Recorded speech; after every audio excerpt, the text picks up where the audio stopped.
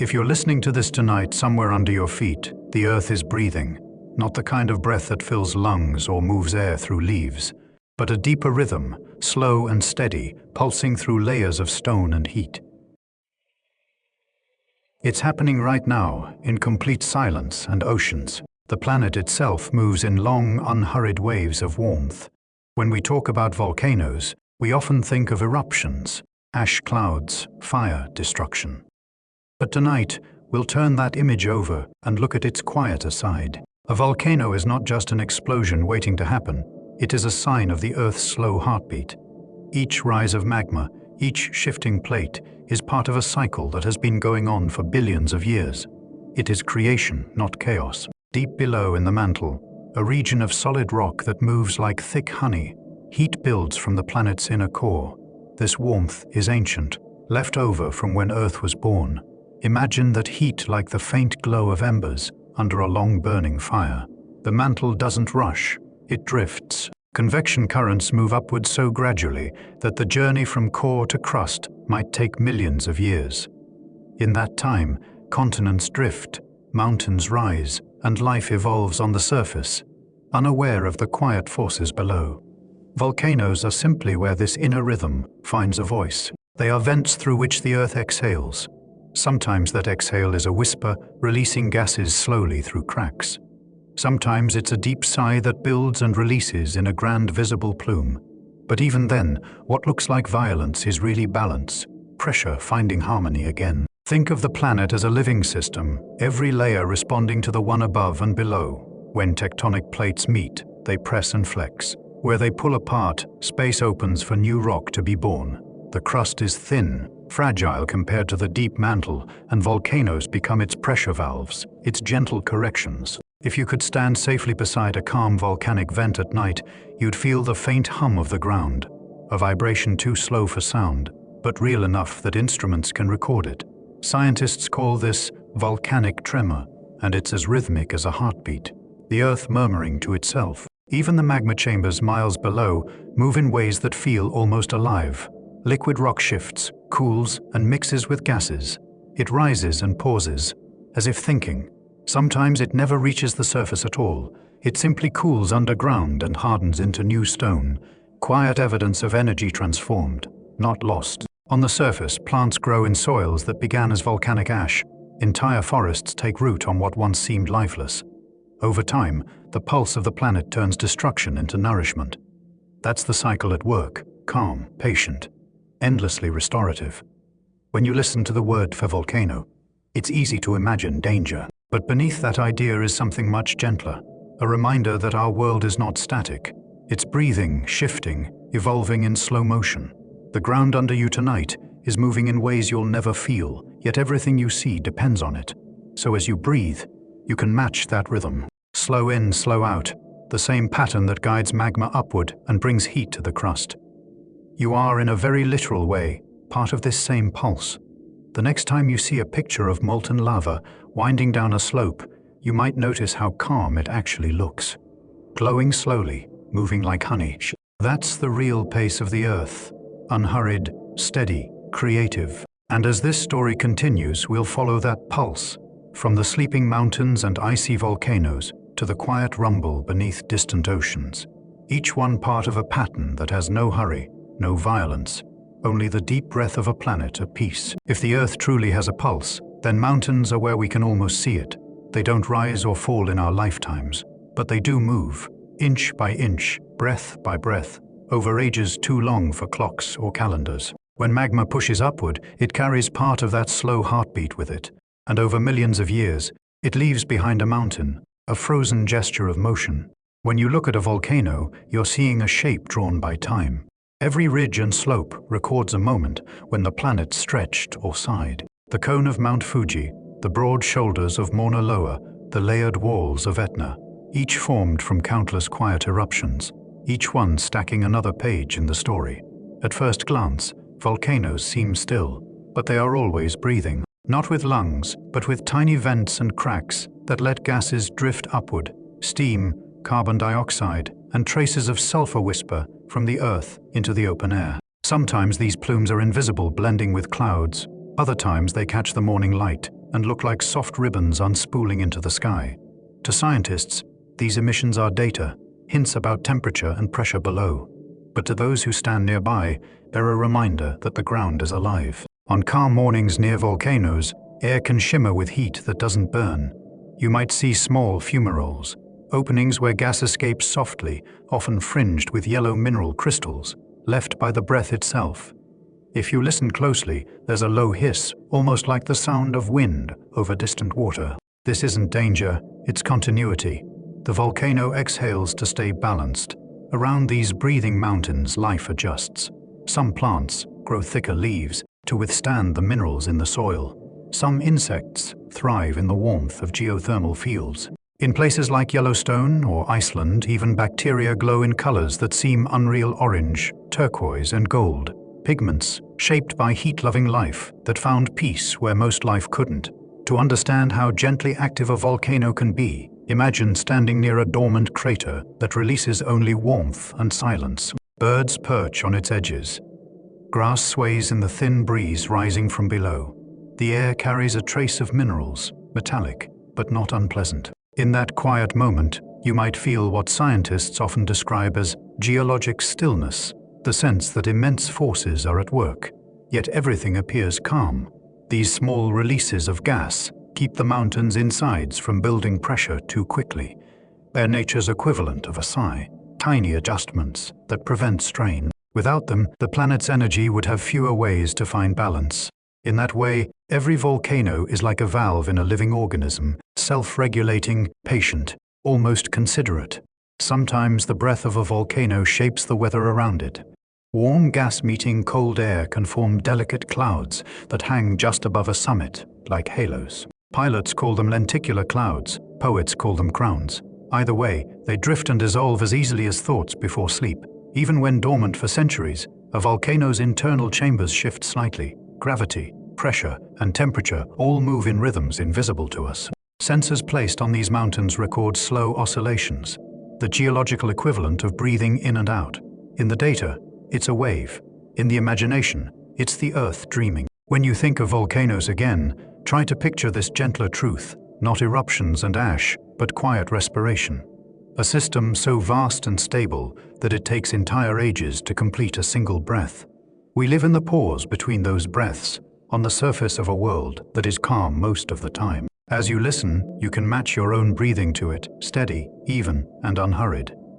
The air you draw in may have once passed through a fumarole halfway across the world, carrying the faint memory of heat from the planet's core. And when you let that air go, you join the same cycle, the same ancient exchange, that keeps every mountain alive, every ocean moving, and every bit of life here, quietly in rhythm with the Earth. There are places on Earth where fire sleeps beneath ice, where opposites coexist as if the planet is quietly meditating on balance. In the far reaches of Iceland, Antarctica, and beneath frozen seas, volcanoes live under glaciers. They burn patiently, unseen, their heat wrapped in silence. Here, the world's warmest and coldest elements share the same space, separated by only a few meters of rock and ancient ice. If you were to stand above one of these sleeping giants in Iceland, perhaps near Grimsvötn or Katla, you'd see nothing dramatic. Just a flat sheet of white stretching to the horizon, a landscape that looks calm and endless. But under that stillness, heat rises, slowly, constantly, enough to melt pockets of water deep within the glacier, hidden lakes that pulse with quiet energy. Scientists call these subglacial volcanoes fire under ice, a phrase that sounds like poetry, but is completely true. The heat from the magma melts the ice, forming reservoirs of warm water trapped beneath kilometers of frozen weight. When pressure builds, the glacier breathes out, not with smoke or ash, but with a sudden release of meltwater. It's called a þurringufallop, an Icelandic word that flows like its meaning, a glacial outburst flood. These floods can reshape valleys and carve new landscapes, but even that process is graceful in geological time. What happens in hours has been prepared for centuries. The ice shifts, the water runs, and the mountain cools again. Then everything refreezes, sealing the warmth back beneath a white shell, waiting for another quiet cycle. It's strange to think that under the coldest surfaces on Earth, the planet's heart still glows. In Antarctica, hidden beneath the West Antarctic ice sheet, lies Mount Erebus, one of the southernmost active volcanoes on the planet. Its summit holds a persistent lava lake, a churning pool of molten rock that has burned for decades without rest. The air around it is thinner, sharper, and laced with frozen vapor. Yet even here, in this world of wind and ice, the glow continues. That glow doesn't just melt ice, it sustains life. Tiny microbes live in the warm water pools nearby, thriving in conditions that mimic other worlds. To scientists, these creatures hint at possibilities beyond Earth, proof that heat and life can survive together in almost any environment. But to the sleepy listener, it's simply a comforting idea. Warmth always finds a way, even under ice. The relationship between fire and ice is more cooperation than conflict. The ice cools the surface, keeping eruptions gentle. The fire warms the depths, keeping the system alive. Together, they regulate the rhythm of creation. When seen this way, Earth feels less like a battleground of elements and more like a conversation, one voice calm, the other patient, each listening to the other's breath. On certain nights in Iceland, you can see steam rising faintly from cracks in the snowfields. It catches the moonlight and curls upward like smoke from a distant hearth. Locals sometimes call it the Earth dreaming. They know that beneath them, the mountain is awake but at peace. That duality of calm ice and hidden fire mirrors our own inner world. Beneath the coolness we show on the surface, warmth stirs quietly, creative and alive. Maybe that's why this contrast feels so hypnotic. It's the planet showing us how to balance. So, as the night deepens and you imagine the silent glow beneath the frozen peaks, let that image rest in your mind. Warmth protected by calm, movement held within stillness. A volcano under ice is not trapped. It's resting, preparing, living slowly, in harmony with the glacier that hides it. Somewhere in that silence, you can almost hear it, a heartbeat muffled by snow, a whisper of steam rising through crystal air, the steady reminder that even in the coldest places, the Earth is never truly still. If the Earth could speak, its oldest language would be lava. It doesn't use words or sentences, only movement and glow. Each slow stream that winds down a slope carries a message written in heat and time, a vocabulary of rhythm, patience, and change. When molten rock first rises from the mantle, it is clear in purpose to travel, to cool, to become part of the crust again. The journey is long and graceful. Near the vent, it shimmers like liquid glass, bright enough to light the surrounding air with an orange calm. As it moves, the surface begins to fold and wrinkle, forming patterns that geologists describe with names borrowed from distant languages.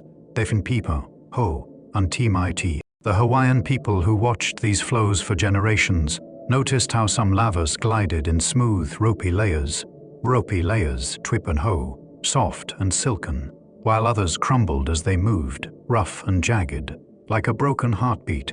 Both kinds are part of the same conversation, the same breath. One shows the planet's gentleness, the other its strength. Imagine standing at a safe distance in the evening, watching a thin tongue of molten rock creep across dark stone.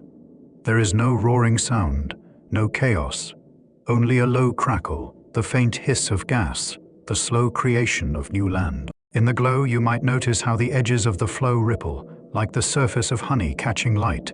The heat distorts the air, turning the horizon into a soft mirage. It is easy to forget that what you are seeing is rock in motion. Inside that glowing ribbon, minerals rearrange themselves as they cool. Crystals begin to grow invisible to the eye but perfect in symmetry. Tiny bubbles form and burst, leaving behind delicate textures. In this quiet chemistry, nature is composing architecture. Basalt columns, glassy shards, black sand, that will one day become beaches. The language of lava is not just movement, it is creation spoken slowly. As the flow continues, it spreads into channels and folds that trace the terrain's shape. Every dip, every stone guides the path, so that no two lava flows are ever the same. Some move in gentle sheets, others in narrow rivers. To a satellite, these channels look like veins glowing through the dark, the planet's circulatory system revealed. Over days and weeks, the brightness fades. The surface cools first, turning from orange to deep red, then to dull gray. Beneath the crust, heat lingers, pulsing like a memory. At night, faint lines of light show where molten rock still moves unseen. The Earth is writing its final sentences there, finishing the paragraph of a single eruption. Later, rain will fall, collecting in hollows of new rock. Seeds will find their way into cracks. What once was fire becomes the foundation for forests. On the island of Hawaii, you can walk through old lava fields where ferns have begun to weave soft green carpets over black stone. The contrast is beautiful. Warmth turned into growth, destruction rewritten as renewal. To listen to this language is to slow down. Each ripple, each shift in texture, is a syllable in a conversation billions of years old. The earth doesn't hurry to make meaning. It trusts time to finish its sentences. So as you imagine that slow river of rock cooling under a dark sky, you can let its pace become your own. The steady glide, the gentle crackle, the quiet transformation, all of it reminding you that even in the hottest places, patience creates peace. The next time you see an image of lava pouring into the sea, notice how calm it looks as it meets the waves. Steam rises softly, light meets water, and two voices of the planet speak at once.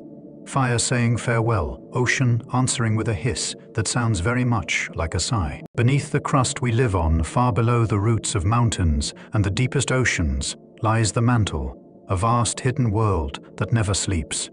It isn't liquid like water, yet it moves, not solid like stone, yet it holds the weight of continents. It is the quiet engine of our planet, whispering upward through slow, invisible waves of heat. If we could journey there, it would feel like stepping into time itself.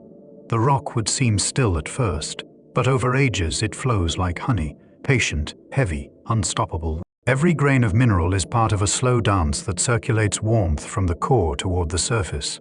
Scientists call these movements convection currents, but to the imagination they are simply breaths. The Earth inhales and exhales heat in patterns that take millions of years to complete. In those whispers of movement, new crust is born. When hot mantle rises beneath spreading ocean ridges, it melts slightly, releasing magma that forms the seabed. As it cools, it sinks again elsewhere, drawn downward in subduction zones. This exchange is ancient, a balanced conversation between creation and recycling. The surface changes, but the rhythm below remains steady. If you were to listen closely, the mantle would not be silent.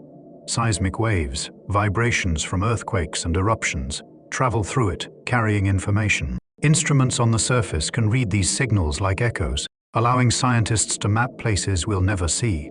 From those faint vibrations, we've learned that the mantle is layered, dense and warm, near the core, cooler and more brittle, closer to us. It's the borderland between fire and stone. Every volcanic eruption begins as a whisper here, a slight increase in heat, a small bubble of melt, a slow drift upward through miles of rock. Most of those signals never reach the surface. They cool quietly, unnoticed. Only a few find a path, all the way to daylight. That patience is what keeps our planet balanced. The mantle never rushes. It moves in deep time, far beyond any human urgency. To picture it, imagine the faint glow of embers beneath a blanket. You can't see them, but you feel their warmth. That's the mantle beneath our feet, unseen, constant, and calm. It gives shape to continents, raises mountains, and sets the stage for every volcano. Yet it does so without hurry, like a heartbeat slowed to near stillness. Sometimes, fragments from the mantle reach the surface carried inside certain lavas. They appear as green crystals called olivine, tiny windows into the planet's interior. Hold one up to the light, and you're seeing a piece of Earth from hundreds of kilometers below. Each grain has traveled upward for millions of years, moving so slowly it might as well have floated. Even though we stand far above it, the mantle's influence touches everything.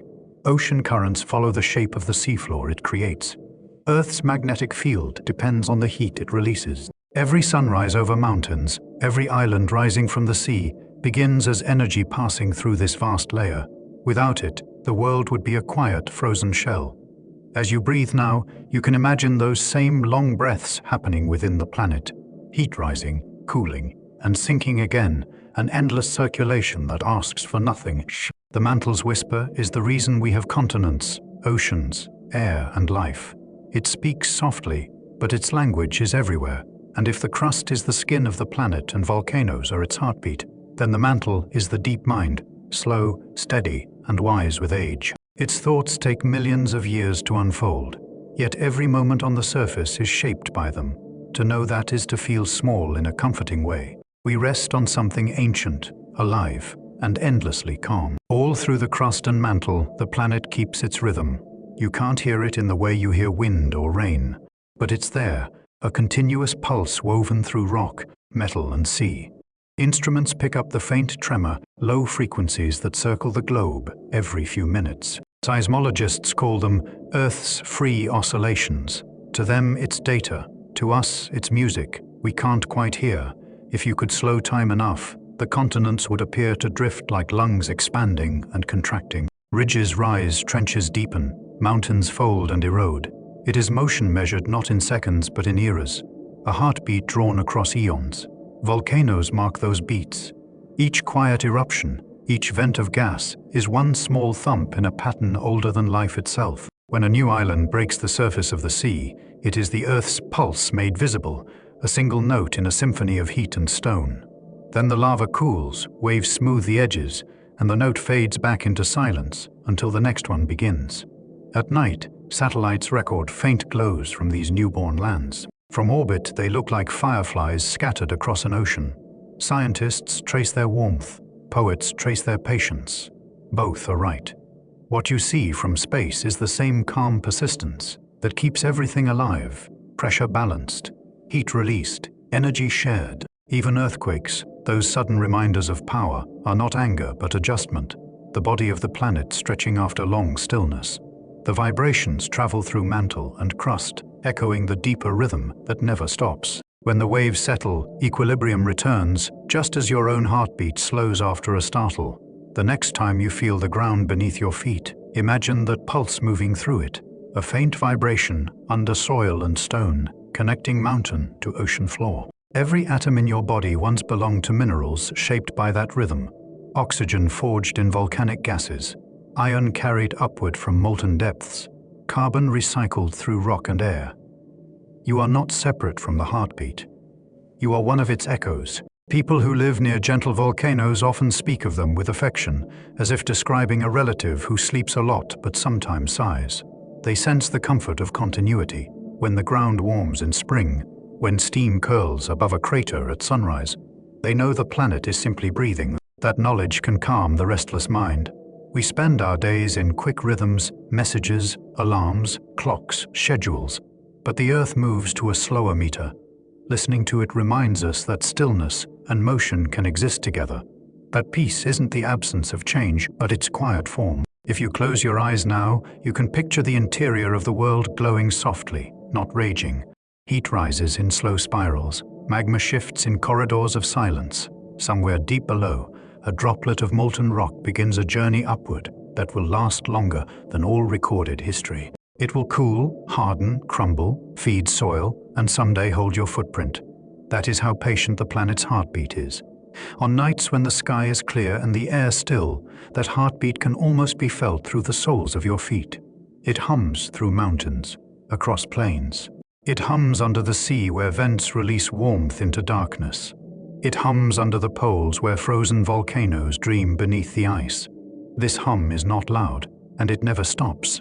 It is the gentle continuity that lets oceans stay liquid and forests stay green. You can match your breathing to it, in and out, like the turning of tides, like the drifting of continents. As you settle into the quiet, remember, the earth beneath you is alive in the calmest way possible. Its heartbeat is steady, patient, eternal. And for tonight, you can rest within it, letting your own pulse fall into time with the planet's slow, enduring rhythm. Far out across the world's largest ocean lies a chain of sleeping fires that circles almost half the planet. On maps, scientists draw it as the Pacific Ring of Fire, but tonight we'll imagine it as something gentler, a ring of tranquility, glowing faintly beneath the waves. It is not a ring of chaos, it's a slow border where the Earth breathes most deeply. If you could glide above the Pacific in darkness, you'd see the curve stretch from New Zealand north to Japan, crossing Alaska and drifting down the coasts of the Americas before closing the loop near Antarctica. Along that line sit more than 400 volcanoes, some active, some resting, all connected through the same quiet pulse you felt in the last chapter. Beneath the ocean floor, tectonic plates slide and bend, pushing one another with the patience of centuries. The heat that rises from those meetings fuels the ring's long conversation of creation and renewal. To the people who live near it, fishermen on small islands, farmers in the Philippines, towns along Chile's coast, the ring isn't frightening, it's familiar. They plant gardens in the rich volcanic soil. They warm themselves in hot springs fed by ancient vents. Children grow up naming peaks the way others name constellations. The mountains are landmarks, companions. Even when one stirs, the rhythm feels known, like weather. The deep ocean hides many of the ring's calmest features. Submarine volcanoes rise thousands of meters from the seafloor, yet their summits never break the surface. They bloom slowly, releasing mineral clouds that shimmer like silver dust in the water. Around them, life gathers, tube worms, coral, and microscopic plankton drawn to the heat. It's as if the planet is quietly feeding its smallest creatures from the same fires that built continents. On land, the ring reveals itself through different moods of peace. In Japan, Mount Fuji stands as a symbol of serenity, its cone perfect against the sky. Artists paint it not in motion but in stillness, snow at the peak, mist at the base, an emblem of patience. In the Philippines, the symmetrical slopes of Mayan mirror that grace. Hawaii, near the center of the Pacific, reminds us that new islands are still forming. Lava enters the sea not with violence, but with purpose, extending the shoreline grain by grain. Everywhere along the ring, the same cycle unfolds. Heat rises, crust melts, new rock forms, old rock sinks. Nothing is wasted. Even ash carried by the wind becomes the beginning of fertile ground somewhere else. To understand the ring is to see balance, not danger, creation answering destruction in equal measure. From above, the curve of volcanoes resembles a necklace of lights, delicate and unbroken. Satellites track faint warmth at night, small orange points hidden by clouds. Each point is a reminder that the Earth's interior is neither asleep nor restless. It's simply foidi, isoimi moving, with the composure of something eternal. For the listener, imagining this ring is like tracing a slow circle with the mind. It closes gently, reassuringly, around the globe, reminding you that the planet's forces are organized, not random. Even its fire follows a graceful geometry. So tonight, as you picture the Pacific's vastness, let that ring surround you too, a loop of calm energy encircling the world. The same process that shapes islands and mountains also keeps the surface stable enough for rivers to run, forests to grow, and cities to rest. The planet exhales through this boundary, and every breath makes the world new again. The ring of tranquility is the Earth's great circle of balance, half fire, half water, endlessly turning, endlessly kind. And within its slow spin, we find our own rhythm, steady, even, and at peace. Across the wide plains of Africa, ancient volcanoes rest like watchful giants. Their peaks rise from the horizon as silhouettes calm and unmoving. Some have not erupted in hundreds of thousands of years, yet their presence still shapes the land and the lives that grow upon it. Africa's volcanic mountains are not marks of destruction, they are reminders of endurance. Mount Kilimanjaro, for example, stands alone in northern Tanzania, its 3 volcanic cones cloaked in cloud. From a distance it seems eternal, its summit capped with snow that glows pink at sunrise. The air around it is thin, quiet, and filled with the scent of dry grass carried from the savanna below. Once, magma pushed through the crust here, building this massive peak layer by layer. Now it sleeps, its fires turned inward, its slopes covered in forest. Every tree, every fern, every patch of moss that grows on its flanks feeds on the nutrients once released from deep inside. The mountain no longer burns, it nourishes. Further west in the Rift Valley, smaller volcanoes line the Great Scar where Africa is slowly splitting apart. This is one of the few places on Earth where you can watch a continent divide. Though the movement is so slow, you'd never notice it in a lifetime. Along this valley, magma still rises from below, forming lakes tinted turquoise by minerals. The smell of sulfur drifts through the air like a distant memory of fire. Yet life here flourishes. Flamingos wade through warm shallows, and acacia trees spread their shade over volcanic soil that grows grass thick enough to feed herds of elephants. In Ethiopia, the Danakil Depression descends below sea level, a landscape of heat and color. Fumaroles breathe softly from the ground, painting the rocks in yellow, green, and orange. The air shimmers, but even here, people live. They walk across salt flats with their camels, harvesting minerals crystallized by the same heat that shaped the valley. For them, Volcanoes are not threats but neighbors, predictable, ancient companions that define the rhythm of work and rest. Somewhere in the Great Lakes region, beneath the blue expanse of Lake Kivu, lies another kind of sleeping volcano. Deep under the water, gases from magma dissolve into layers that rarely mix. Scientists watch carefully, studying how pressure and temperature keep this balance intact.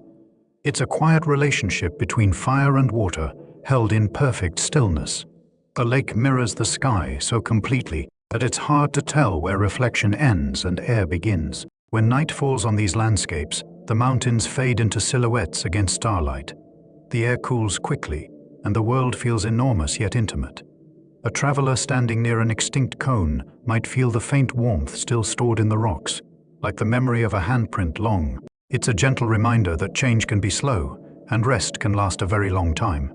The people who live beneath these mountains often tell stories of guardians sleeping inside them, spirits of earth and fire who protect their fields and guide the rain. The myths are comforting, but in their own way they echo geology, energy contained, balanced, resting. These stories keep the mountains alive in memory, even when their craters are silent. Africa's volcanoes breathe differently from the restless peaks of the Pacific. Their pulse is slow, their fires quieted by time, yet they remain connected to the same global rhythm, the slow convection of heat rising from the mantle, the heartbeat that moves continents apart. As they sleep, new land begins elsewhere, completing the circle. So when you picture Africa at night, imagine not just savannas and rivers, but these gentle giants resting under the stars, keeping watch over a living continent. Their silence is not absence, it's peace. The kind of peace that holds whole worlds together. Across the heart of the Mediterranean, the sea glitters around a chain of volcanic islands that have whispered to humankind for thousands of years. Nowhere else are volcanoes so woven into culture, myth, and daily life as they are in Italy. Here the earth's slow fire has been watched, painted, sung about, feared, and loved. Each mountain carries stories as deep as the magma beneath it. Mount Vesuvius rises just beyond Naples, its familiar outline etched against the sky. To the people who live in its shadow, it is both neighbor and teacher. Long ago it reminded humanity that the earth is alive, reshaping Pompeii in a single breath. Yet even that ancient tragedy has softened with time. Today the slopes are green, vineyards climb the ash, rich soil, and grapes swell with sweetness born from minerals once locked in stone. The same eruption that ended a city also created a new harvest. Every bottle of wine grown here carries a quiet echo of that renewal. Farther south, Stromboli keeps its own rhythm. Locals call it the lighthouse of the Mediterranean. Almost every night, gentle bursts of lava rise from its summit and drift down the cone. Small, predictable sighs that sailors once used to guide their way. The eruptions are steady, almost tender, like the steady beat of a drum somewhere in the dark. Islanders listen for them the way others listen for ocean waves, reassuring, familiar, part of the night's texture. On Sicily stands Mount Etna, vast and patient. From its upper slopes, the view stretches from snowfields to shining sea. Etna has been active for 500,000 years, and yet its temperament is calm. It builds more than it destroys. Forests grow along its lower ridges, houses dot the foothills where the soil is fertile and dark. When the mountain releases ash, farmers welcome it as future richness. The rhythm is understood, fire gives, and then rests. Even beneath the sea, Italian volcanoes continue their quiet work. In 2021, scientists mapped a new submarine cone near Sicily, a mountain still rising unnoticed in the blue. For now it remains hidden, shaping itself in silence, perhaps to emerge one day as another island where people will build villages and plant olives. The Mediterranean has always been generous that way, turning upheaval into beauty, lava into limestone, destruction into story. At night, when Etna glows faintly red against the horizon, those who see it often speak of comfort rather than fear. The steady plume means balance. Pressure is releasing. It is a conversation between deep heat and cool air. Villagers close their windows against the faint scent of sulfur and fall asleep knowing the mountain is doing what it must. Italian volcanoes have always lived close to people. Temples, farms, and cities share their slopes. Generations are born, live, and die while the mountains keep their slow watch. To stand there is to feel the long coexistence of human time and geological time, two rhythms intertwined, neither rushing the other. Even their sounds are soft, a distant rumble over the sea, a hiss from a vent, the whisper of wind carrying ash across moonlight. For those who listen, it is the earth speaking Italian, melodic, unhurried, full of history and warmth. When you think of these places now, let them appear not as threats, but as companions. Their stories remind us that the same forces shaping the ground also shape our sense of belonging. Fire becomes vineyard, ash becomes soil, silence becomes song. In their gentle persistence, these volcanoes teach us something rare. That beauty can rise again and again from the same quiet source. Scattered across the world's oceans are islands that began as sparks beneath the sea. Long before a shoreline appeared or a palm tree bent in the wind, there was only darkness, water, and heat rising from the mantle. One bubble of magma found a weakness in the crust, then another. Each eruption piled new rock upon the last, until, one quiet day, the first peak broke the surface and met the sky. A new island had been born, warm, wet, and steaming in the cool air. The Hawaiian archipelago tells that story in slow motion. From the ocean floor to the highest point of Mauna Kea is a rise taller than Everest, built grain by grain from countless eruptions. Yet there is no violence in its making. The lava flows easily here, spreading like thick syrup, layer after layer. The islands stretch northwest in a graceful chain, each older than the next, marking the slow drift of the Pacific Plate over a single deep-seated plume of heat. The pattern looks like footprints. Earth surely walk across its own ocean. Stand at night on a coastal cliff in Hawaii, and you can watch molten rock slide into the sea. The hiss you hear is not anger but transformation. Fire meeting water, water answering with steam. New land forms under the foam. Newborn rock cools to black glass. Seabirds wheel overhead, drawn by the light. Everything in that scene is balanced, motion and stillness, heat and cool, creation and calm acceptance. Far to the west, another chain rises from the Indian Ocean. The Comoros, Reunion, Mauritius, each an echo of the same patient process. Reunion's Piton de la Fournaise, one of the world's most steadily active volcanoes, breathes out in quiet intervals, building and rebuilding its slopes. Local residents walk its trails the way others stroll through gardens, confident in its rhythm. The air there smells faintly of minerals and rain, and the ground radiates a gentle warmth through the soles of your shoes. Every stone feels recent, as though the planet made it yesterday and set it out to cool. On the Galapagos Islands, the conversation between fire and life becomes intimate. Here, turtles and marine iguanas bask on basalt shores formed not long ago. Between the dark flows, delicate flowers take root, their colors vivid against the black. Charles Darwin once described this place as a little world within itself, unaware that beneath his feet, magma chambers were already preparing the next chapter. The Galapagos remind us that beginnings can look stark at first, and that simplicity is part of peace. Underwater, the process never stops. Hundreds of seamounts rise unseen, some just meters below the waves. When they eventually break the surface, the event is brief and graceful, a plume of steam, a widening circle on the sea, a shimmer of pumice drifting away. Sailors who have witnessed it describe an eerie quiet afterward, as if the ocean were pausing to admire its own creation. The soil of these volcanic islands becomes fertile almost immediately. Rain mixes with ash, forming clay rich in iron and magnesium. Seeds carried by wind or birds find easy purchase. Within years, green spreads over gray, and the land begins to breathe. Human hands follow soon after, planting taro, coconut, and coffee, each crop a dialogue between people and planet. To think of these islands is to picture patience made visible. The earth does not rush its art. It paints in basalt and coral, lets storms sculpt the edges, then waits for life to arrive.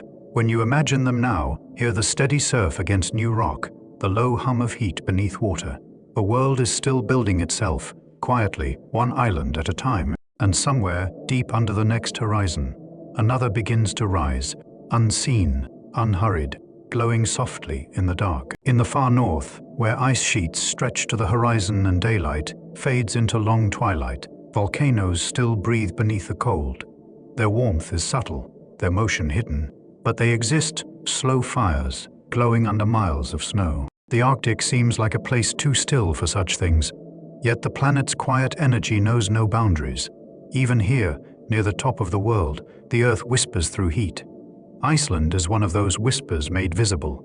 From above, it looks like frost and flame woven together, a place where glaciers and lava fields coexist. Steam rises from the ground where snow should settle. Rivers of warm water curl under bridges of ice, never freezing even in the hardest winter. This island sits astride a boundary between tectonic plates that drift apart as gently as pages in a book. Through that opening, magma ascends, forming volcanoes that breathe softly into the cold air. Names like Hekla, Katla, and Astja carry weight in Icelandic folklore. The people who live here do not fear them, they respect them, speak of them the way one speaks of old, unpredictable friends. When an eruption occurs, it is not surprise but reminder, proof that the island is alive and growing.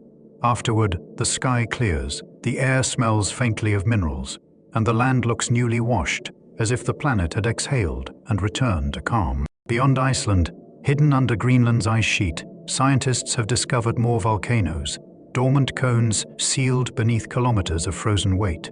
They warm the base of the glacier, creating channels of meltwater that flow unseen toward the sea. Radar scans reveal them like ghosts, rounded forms beneath the white. These volcanoes have likely been quiet for hundreds of thousands of years, but their presence reminds us that even under the heaviest silence, the Earth still moves. Farther east, in the Kuril Islands and Kamchatka Peninsula, volcanic peaks rise out of winter seas. Snow dusts their slopes, fumaroles send up thin ribbons of steam. The air smells faintly of salt and sulfur, a combination both alien and strangely comforting. Brown bears wander the valleys, salmon run through rivers warmed by geothermal springs, and travelers speak in hushed tones, as if loud voices might disturb the stillness. To witness a volcano in the Arctic twilight is to see balance made tangible. The red glow of molten rock reflected on snow, the hiss of steam in freezing air heat and cold, shaping each other, neither winning, both necessary. The spectacle is not violent, it's meditative. The contrast softens rather than startles, reminding us that extremes can coexist peacefully. At night, under the northern lights, these mountains look alive in another way.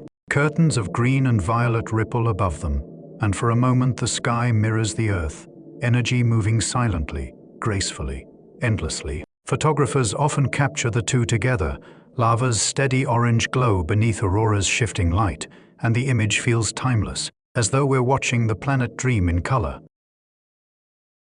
Beneath that dream, the ground hums faintly with geothermal life. Hot springs bubble through snowdrifts, frost forms on stones still warm underneath.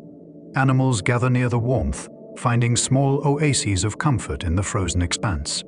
The planet provides even here. At its coldest edge, when you imagine the Arctic now, think not only of silence and ice, but of gentle heat persisting under it all, a steady ember that never fades. The world's fires may seem far away, but they are everywhere, tucked beneath glaciers and seas, breathing patience into the cold. The Arctic teaches the same lesson as every volcano, that peace and power can share the same space, and that warmth, no matter how faint, can survive in even the most frozen heart of the world. If you could see the Earth without oceans or forests or cities, if all the green and blue were peeled away, what would remain would be a pattern of light, not the light of the sun, but the quiet glow of the planet's own warmth. From the depths of the Pacific to the ridges beneath Africa, and the peaks near the poles, volcanoes mark that pattern like constellations on a living world. It is a map drawn in heat. Each point on that map tells the same story. Fire rising, cooling, resting. Some glow constantly like Hawaii's gentle plumes or Etna's steady sighs. Others sleep for ages, waking once in 1,000 years to release the pressure of time. But whether active or silent, each one belongs to the same rhythm. The energy that fuels them comes from deep within the mantle heat that has traveled for billions of years, unchanged and unstoppable, moving through stone the way breath moves through lungs. From space, satellites trace this thermal heartbeat. They see faint signatures where magma lingers close to the surface, glowing lines across the seabed, warm spots on mountainsides hidden beneath clouds. It's easy to imagine these as scars, but they are more like fingerprints, signs of identity, proof that the planet is still alive. Scientists use them to understand the slow drift of continents. Yet there's something poetic about it too, the Earth signing its name across its own surface, again and again, in gentle handwriting made of fire. Follow the map from west to east, and you pass the Great Circle of the Pacific, the archipelagos of Indonesia, the wide valleys of Africa, the calm summits of Europe, the frozen cones of the Arctic. Each region has its own accent, its own tempo, but the language is universal. When one volcano exhales, another breathes in. When one crust sinks, another rises. It is a conversation so vast and coordinated that it feels almost deliberate, as if the planet were humming softly to itself. For most of history, humans have lived beside these markers without realizing how connected they are. A shepherd in Sicily, a fisherman in Tonga, a scientist in Alaska, all looking at their local mountain, unaware that it belongs to the same chain, the same cycle. Today we can see it, the glowing threads under the oceans, the arcs of island chains, the ridges that outline entire continents. The picture they form is not chaotic. It's symmetrical, balanced, and deeply calming to look at. A reminder that even in its wildest acts, the Earth keeps harmony. At night, that map continues to shine invisibly beneath our feet. You walk over it when you cross city streets, when you step into the sea, when you climb a hill. The crust beneath you may feel cold, but the warmth below is constant, no matter where you are. The fires of Iceland echo those of the Andes. The tremor beneath Japan matches a murmur in Hawaii. The distances are immense, but the pulse is shared. If you could listen deeply enough, beyond the noise of waves and wind, you might hear it, the low, endless sound of movement, the vibration of a world still forming itself. It is neither threatening nor loud. It is reassurance, the sound of continuity. That is the Earth's true voice. As this chapter closes, picture the map one more time, arcs of red tracing the oceans, small lights dotting the continents, a soft glow beneath ice and forest and desert. A single system, vast but delicate, drawing its heat upward in slow, unbroken lines. A living planet signing its presence quietly, endlessly, in warmth. Every volcano, no matter how vast or distant, begins far below where our eyes can see, in the hidden warmth of the mantle's slow movement. Here, under the crust, rock is neither solid nor liquid, but something in between, a dense, glowing medium that flows so slowly, it might as well be still. Yet, within that stillness, change is always beginning. The roots of magma form where heat gathers and pressure eases. Minerals melt in tiny increments, drop by drop, until a pocket of molten rock collects like a hidden ember. It doesn't rise right away. It waits, held in balance between gravity and buoyancy. Over thousands of years, small bubbles of melt join together, creating reservoirs of quiet energy. Scientists call them magma sources. Poets might call them seeds of stone. If we could stand there, inside the crust, miles deep, the light would be dim and reddish, the heat immense but steady. The air would not exist, sound would travel as a soft tremor through the rock. The magma would appear alive, swirling in slow spirals, glowing at the edges like sunset through fog. Yet there would be no urgency. This is a world where movement happens in years, not seconds. Even the birth of magma follows the planet's gentle pace. Different elements contribute their own colors and tempers. Iron gives warmth, silica lends grace and stickiness, water adds a soft hiss that changes everything. Together, they form a blend unique to each volcano, its personality written in chemistry. When geologists sample lava, they can tell where it came from, almost like reading handwriting, this one from deep mantle rock, that one from crust melted long ago. Every eruption begins as an individual thought within the planet's long, ongoing dream. The paths that magma takes upward are shaped by fractures, by the architecture of stone. Some routes are direct, others wander, curling sideways through layers like winding rivers underground. Along the way, the magma cools, gathers crystals, and thickens. The deeper it travels, the more it learns about the crust it must pass through.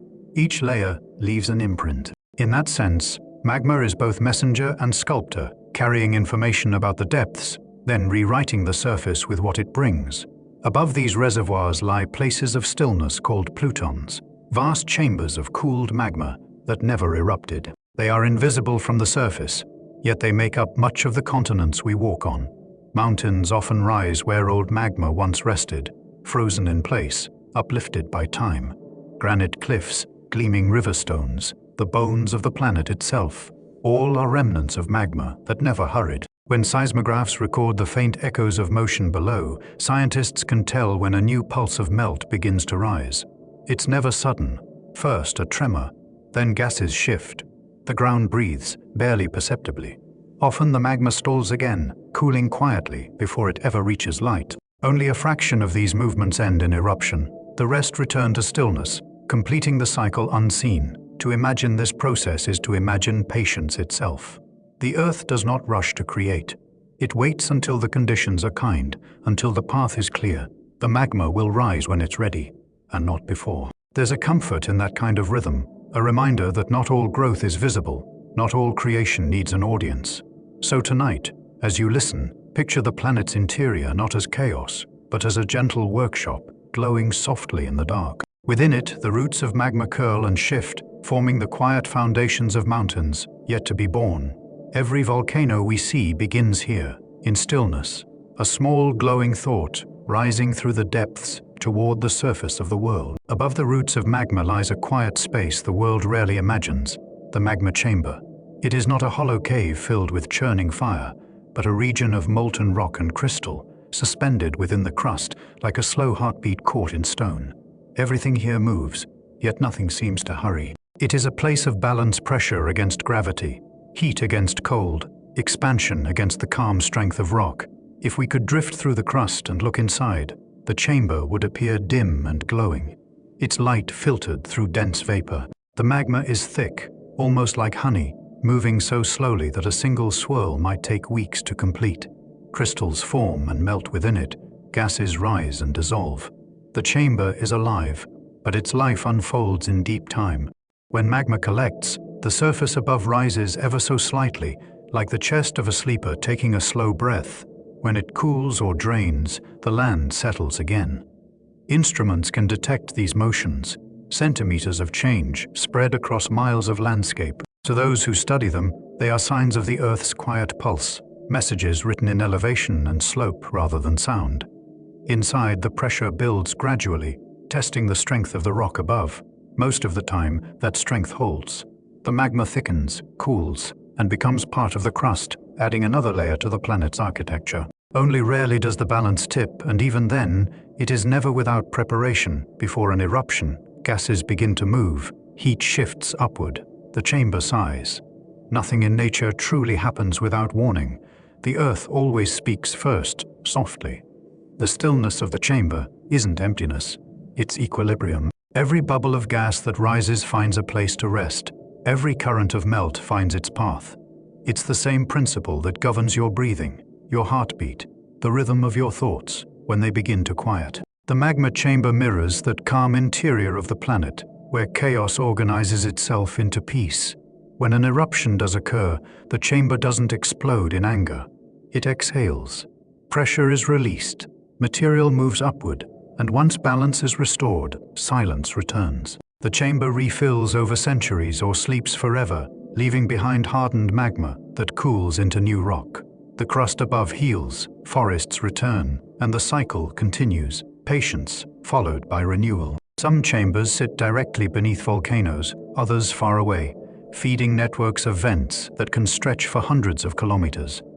These unseen corridors connect peaks and valleys, carrying the planet's quiet warmth. To imagine them is to imagine a hidden circulatory system, glowing softly under continents and seas. The Earth, in its vast complexity, has always been consistent. It seeks balance in every layer. Even now, as you listen, somewhere beneath a mountain, this process is unfolding. Rock softens. Gas rises. A chamber forms, expands, then rests. The ground above may move by the width of a fingertip, unnoticeable to anyone walking across it. Yet that small motion is part of a conversation billions of years old. Creation doesn't announce itself. It hums quietly, waiting to be discovered. When you breathe tonight, imagine the magma chamber's stillness beneath you, pressure balanced by patience, motion disguised as calm. The same physics that keeps a volcano in harmony also keeps your own body steady, expansion, release, renewal. What feels immovable is always changing. What seems restless finds rest again. The chamber is the heart of that lesson, a reservoir of warmth that knows how to wait. Within it, the planet practices its oldest art, holding energy in peace until the moment it's needed, then returning gently to stillness once more. When magma finally begins its journey upward, it follows paths already prepared by time channels carved through weakness, fractures that reach toward light. These passages are called conduits, but you might think of them as the volcano's breathways, narrow corridors where heat travels slowly through the body of the earth. They are arteries of stone, carrying warmth instead of blood, connecting the deep stillness of the chamber to the surface air above. Each conduit is unique. Some are wide and direct, others thin and winding. Some open straight to the crater, others split into branches that end miles away in quiet vents or hot springs. Magma flows through them not as a rush, but as a gradual pulse. A single meter of ascent can take months. Along the way, gases separate and rejoin, crystals form and melt again. Every shift changes the texture of the flow, teaching the magma how to speak once it reaches daylight. Inside those conduits, a world is quiet beyond imagining. The pressure is immense, the darkness complete, yet motion continues, slow, deliberate, organized by gravity and heat. Sometimes the walls of a conduit glaze into glass, melted smooth by the passing flow. When scientists later find these frozen tubes, they can trace each curve and ripple, reading the history of a movement that ended centuries before. It's like finding a preserved breath, captured in stone. The gases moving through the same channels find smaller escape routes. They whisper upward through cracks no wider than a human hair, merging into invisible streams that reach the air long before the magma itself. When you see steam rising from the side of a volcano, you are witnessing that whisper, the faintest sign of the conversation happening deep below. The mountain exhales in miniature, releasing pressure the way a body sighs in its sleep. During the long quiet between eruptions, many conduits remain open, but empty. Rainwater seeps in, cooling the walls, depositing minerals that sparkle in hidden light. Caves form where magma once moved, and those caves become sanctuaries for life. In Hawaii, glowing insects dwell in lava tubes. In the Galapagos, sea lions rest in their shaded entrances. A path that once carried fire now holds breath and rest. Nature reuses every space it creates. When a new pulse of magma begins to rise, it often finds these same pathways waiting. The Earth is efficient. It prefers old routes. Pressure follows memory. In this way, volcanoes preserve their internal architecture across ages, using the same breathways again and again. Each eruption is less an explosion and more an inhalation and exhalation through familiar lungs. Seismographs record the motion as a rhythm, low tremors, small swells, pauses. Scientists call it harmonic tremor, a fitting name, for it sounds like music when translated into audible form. The signal hums and wavers, never harsh, as if the planet were singing softly to itself. Those vibrations can last for hours or days, a gentle overture before any visible change. The conduits are resonating. The volcano is tuning its voice. To picture this process, imagine a candle flame moving through a glass tube, bright, focused, smooth. The air ahead warms gradually, the path glows, and nothing rushes. That is how the Earth moves its warmth from inside to out. The journey is not frantic, it's thoughtful. The conduits and breathways are the body's proof of patience. If you listen deeply enough, you might realize that the same principle exists in you. Your breathways carry heat. Your pulse follows rhythm. Your voice rises and falls with the pressure of air. You are built on the same laws as the volcano, shaped by the same balance of flow and containment. Tonight, as you breathe, imagine those conduits stretching beneath you, silent tunnels of warmth, winding through the crust, linking the planet's deep heart to its quiet surface. Every breath you take mirrors theirs, slow, steady, and full of life, moving gently through the dark. When the path of magma finally reaches the surface, it opens into light.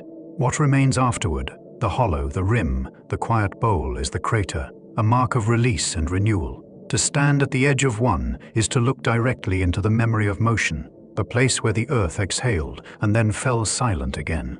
Not all craters are the same. Some are small and circular, no wider than a lake. Others span miles, vast amphitheaters where ancient eruptions reshaped the land. When a large chamber empties and the ground above settles gently, a caldera forms, a depression so broad it can hold forests, towns, or even other volcanoes within its rim. Yellowstone, Crater Lake, Santorini, all are calderas, but they feel more like gardens than scars. Their slopes are green now, their waters calm. Time has softened every edge. If you look closely at a caldera, you can see its geometry everywhere. The gentle curve of the rim mirrors the curvature of the Earth itself, reminding us that nothing in nature is truly jagged for long. Wind smooths stone, rain fills hollows, light softens shadows. What began as rupture becomes symmetry. In that way, craters are not wounds but pauses, places where the planet rests between breaths. Inside many of them, new life begins quickly. Minerals left behind by eruptions feed moss and fern, and pools of rain collect, reflecting the sky. Crater Lake in Oregon is one such mirror. Formed when Mount Mazama collapsed 7,000 years ago, it now holds water so clear that the bottom seems infinite. Snowmelt fills it, silence keeps it pure. Visitors who arrive expecting devastation find tranquility instead, proof that even the Earth's most powerful moments resolve into peace. In Santorini, the caldera's curved walls cradle a harbor ringed by white houses. Boats drift over the submerged center of what was once a great eruption. At sunset, the cliffs glow copper and rose, colors born from ancient ash. The islanders live on the rim of history, yet their days unfold calmly. The volcano beneath them still murmurs occasionally, but its voice is part of the landscape's rhythm, as steady as the sea. To walk around a crater is to move through a timeline written in stone. Every layer along its wall tells a story. Eruptions, pauses, rainfalls, the return of green. Scientists read these layers as chapters, reconstructing the slow conversation between magma and air. But you don't need instruments to feel what they mean. The shape itself tells the truth. Expansion followed by stillness, expression followed by reflection. If you were to lie down at the center of a crater and look up, the sky would appear framed in a perfect circle. The world would seem both enclosed and infinite. The acoustics are different there. Sound travels softly, echoing in low tones. Many cultures once used craters as gathering places, their natural amphitheaters amplifying song and ceremony. Even in silence, they invite reverence. When night falls on a caldera, the air cools quickly. Mist collects in the hollow, drifting like thought. Stars appear above the rim, each one mirrored faintly in pools of water below. It feels as though the sky has come down to rest inside the Earth for a moment. Both halves of the world meeting in stillness. So when you picture volcanoes, remember not just the fountains of fire, but the quiet basins that follow. These are the Earth's resting places, the spots where it exhales and listens, where destruction becomes reflection, and where, in time, new life begins again. The crater is the planet's reminder that every outburst can end in calm, and that even after great change, the circle always closes in peace. When the fire cools, chemistry takes its turn. Within every grain of volcanic rock, elements rearrange themselves like dancers, finding new partners after the music slows. The transformation is silent, patient, and absolute. What began as molten brightness becomes stone-strong, crystalline, full of hidden light. This is mineral alchemy, the Earth's slow art of turning motion into matter. As lava cools, atoms begin to lock together. Their dance follows simple rules. Temperature falls, energy fades, and structure emerges. From this quiet order come minerals with names as calm as their appearance. Feldspar, pyroxene, olivine. Some shine with faint greens, others with silver or bronze. Together they make basalt, the most common rock on the planet, a material as ordinary as pavement and as cosmic as the lunar seas. The crust of the moon, the floors of our oceans, the surface of Mars, all built from this same steady crystallization. The process is unhurried. A single crystal may take hours or centuries to form, depending on how long the lava stays warm. Fast cooling flows solidify into smooth glass like obsidian, dark and reflective. Slow cooling magma deep within chambers grows coarse, grained granite, speckled and strong. The difference between the two is only time and patience. Nature changes texture the way a breath changes tone. Sometimes, droplets of gas caught in the rock leave behind tiny cavities. Later, water seeps through and deposits quartz or calcite, filling the holes with glittering veins. Pick up a piece of volcanic rock along an old flow and you might see those small geodes shining from the surface, a reminder that beauty often hides inside what once looked rough. These minerals carry the memory of temperature. Scientists can read them, like thermometers frozen in place, measuring the exact heat of the eruption long after it has cooled. They can even trace where a rock traveled inside the crust by studying the layers of crystal that grew around it. Each band marks a pause, a cooling moment, a slow intake of breath before the next motion. In this way, stone becomes a diary written in patience. Over time, the outer world continues the alchemy. Rain, wind, and root split the rock apart grain by grain, releasing nutrients into the soil. Iron turns to rust-red clay. Magnesium feeds moss and fern. The minerals that once crystallized from fire now sustain green life under rain. A forest is simply lava rewritten in another language. In some places, hot water still circulates through volcanic ground, dissolving metals and redepositing them as ore. Gold, silver, and copper often begin their stories this way, atoms drifting through steam until they settle in veins of stone. The treasures humans search for are nothing more than the Earth's slow leftovers, condensed from long-cooled magma. Even wealth, it seems, is just heat finding rest. Artists who carve basalt or polish obsidian often speak of its quiet resistance. The tools glide across its surface, revealing reflections that look like captured night. Touch it, and it feels colder than air, yet you know it was once liquid fire. That contrast holds a kind of peace, the calm after transformation. Mineral alchemy is everywhere underfoot. Every pebble, every cliff, every mountain was once fluid, shapeless, waiting to settle. Cooling turned chaos into design, heat into harmony. The pattern is so universal that we rarely notice it, constant transformation toward balance. So tonight, imagine those atoms still moving slowly, realigning in the cooling rock beneath the crust. They are settling into place, the way your own thoughts settle as you rest. The same process that builds continents also brings you calm, motion easing into form, energy finding structure, warmth fading into peace. When we step back from the details, the chambers, conduits, minerals, and gases, we begin to see the volcano as a whole. It is not a single structure of destruction, but an intricate system of patience. Every layer, from the deepest magma source to the thinnest plume of vapor, exists to balance another. What we call a volcano is really a design of equilibrium, an architecture of peace built from time and pressure. If you could slice one open and look inside, you'd find order where most imagine chaos. Columns of cooled lava radiate upward like cathedral pillars. Caverns shaped by old magma flows curve in graceful arcs. Even the layers of ash and stone alternate in rhythm, thick and thin, light and dark, like musical notation, frozen in rock. The planet constructs its mountains with the same care a sculptor gives to marble patiently, layer by layer until form and strength align. At the summit, the crater stands as the open eye of the design. It gathers rain, catches sunlight, reflects the moon. Sometimes when clouds drift through it, the mountain seems to breathe. The air enters, cools, and leaves again, an echo of the same slow respiration happening deep below. From surface to core, everything moves together.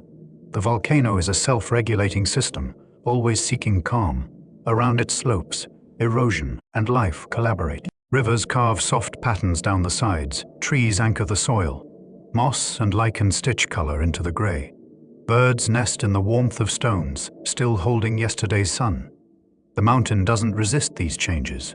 It welcomes them. Its surface is temporary, meant to evolve. What seems immovable is always adapting, just as the inner magma is always renewing itself.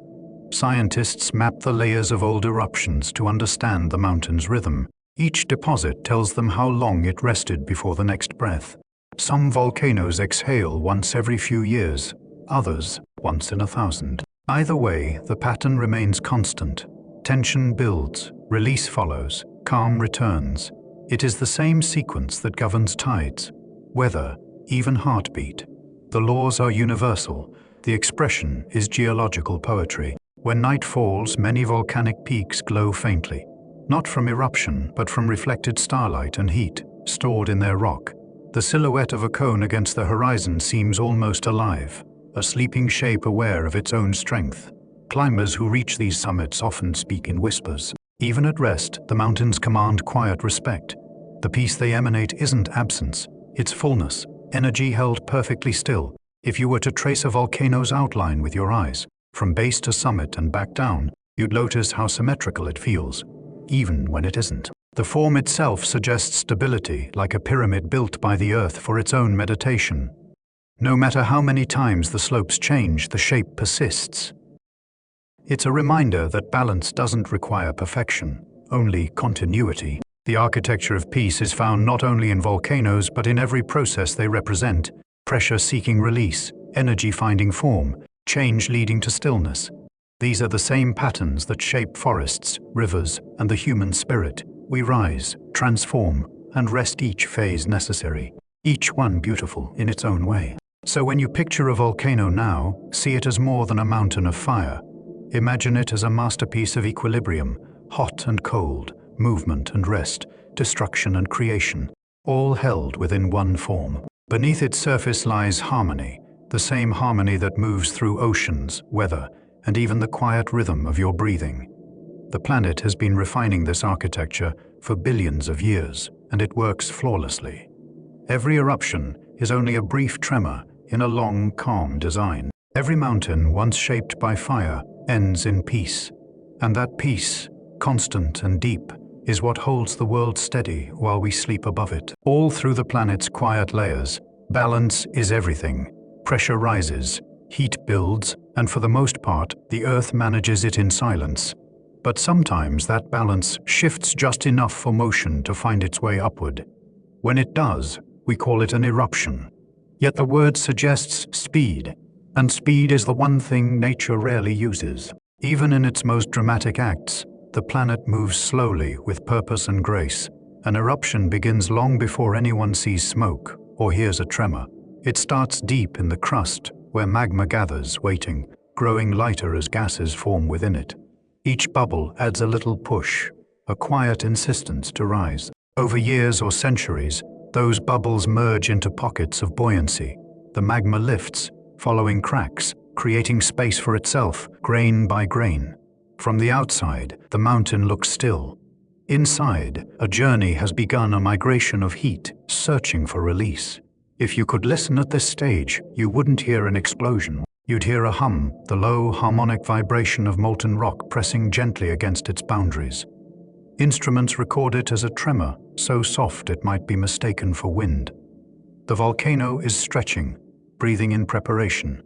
Nothing about this stage is violent. It's simply the Earth adjusting itself as it always has. When the magma finally reaches the upper chambers, it meets cooler rock. Crystals form, gases expand, and the internal rhythm quickens. The pressure is not anger, it's anticipation. At some point, the crust can no longer contain the heat, and the mountain opens. Through that opening flows everything the Earth no longer needs to hold: gases, ash, molten rock, warmth. What seems destructive from afar is simply a release, a deep exhale after a long breath held too long. Every volcano has its own style of expression. Some exhale slowly, lava moving like syrup, spreading in smooth sheets that cool quietly into new land. Others release gas more suddenly, sending ash into the air where it drifts like gray snow. The difference depends on viscosity, temperature, and timing, the small variables that make nature endlessly varied. Yet in each case, the underlying intention is the same: to restore calm. When scientists study eruptions, they often describe them as events, but to the planet, they are part of a cycle, an old rhythm continuing without pause. After the release, the system resets. Magma chambers empty, the ground settles, minerals begin to cool. In the weeks that follow, silence returns thicker than before. The volcano rests renewed, having shed what it no longer needed to keep. From above, an eruption looks like movement captured in slow motion. Plumes rise but waver, lava flows but drifts. Even the ash, carried by air, falls gently when seen from distance. It's the human sense of time that makes it seem sudden. To the Earth, it's a blink stretched across years, a sigh drawn out for clarity. The landscapes shaped by these moments remain long after the heat fades. Entire islands, valleys, and plains owe their existence to past releases. What once was molten becomes meadow, what once roared becomes stillness again. The Earth practices creation through release, just as breath works through exhalation. When you imagine an eruption now, Picture not an explosion, but a pulse, a rise, a pause, a gentle outflow. The world doesn't destroy, it transforms. The magma finds balance again, the mountain exhales, the air clears, and then, in that still aftermath, new soil waits for rain, new minerals wait for seed. The process is as peaceful as it is powerful. Eruptions happen because balance must be restored, and restoration, in every form, is another name for peace. Once the earth begins to exhale, the manner of its breath defines everything that follows. Each volcano speaks its own dialect of movement, a style of flow shaped by chemistry, temperature, and time. Some flows move with the ease of honey warming in sunlight, others crumble and spark, their fragments tumbling like slow-moving gravel. Together they form the vocabulary of volcanic grace, a language written in texture and pace. On the islands of Hawaii, the lava is gentle and generous. When it rises to the surface, it spills calmly, thick but unhurried, spreading into broad fields. The Hawaiians long ago gave names to the two main kinds of flow they saw, Thitpitanhoho and Adantutina. The first glides like silk, its surface roping and folding. The second breaks apart as it moves, rough and clinking, each step over it a small challenge. Both belong to the same source, differing only in the tempo of their journey. Fifinhofu whispers, Fidinai murmurs in gravel tones. The contrast isn't conflict, it's music. Where magma carries more silica, as in Japan or South America, the flows grow thicker, reluctant to travel far. Instead of rivers, they build domes, slow luminous bulges that rise and solidify, layer upon layer. To the eye, they seem almost motionless. You could watch for an hour and swear nothing was happening, yet in that time the mountain has grown higher by a fraction of an inch. A geologist might call it extrusion, but another word fits better: patience. In Iceland or Kamchatka, lava sometimes meets water as it moves. When this happens, steam shrouds the landscape in white. Columns rise, clouds twist, and droplets fall back as fine rain. The sound is soft, a continuous hiss, the ocean and fire greeting each other politely. Over time, the cooled lava fractures into hexagonal columns, geometric as architecture. Tourists who visit these places walk through corridors of basalt pillars and feel, without knowing why, that they are in a temple. Pyroclastic flows, those dense rolling currents of ash and gas, might seem fierce, but viewed from distance they move like slow tides across valleys. The ash within them settles layer by layer, smoothing the ground. Years later, when vegetation returns, the surface undulates gently like waves frozen in soil. Even the most energetic flows end in shapes that invite stillness. The colors of lava change as it cools, bright orange to red, then brown, then black. Each shade marks a temperature, a step downward in the spectrum of heat. When the rock finally hardens, it turns dull, almost blue in certain lights. That color is the hue of rest. In the dark, fresh lava fields gleam faintly, storing the last traces of sunlight. Travelers sometimes say the ground looks alive, as if the planet were still dreaming underneath. These differing styles of flow are the planet's gestures, its ways of expressing motion without haste. Fast or slow, smooth or rough, every eruption follows the same principle: find balance, then cool. The mountain never rushes, the lava never loses its purpose. Even the ashes that drift through air settle in patterns, delicate as feathers, shaping the next landscape grain by grain. When you close your eyes and picture it, you might imagine each volcano performing its own quiet dance, one twirling ribbons of glowing rock, another bowing beneath a veil of steam, another tracing slow circles in the sea.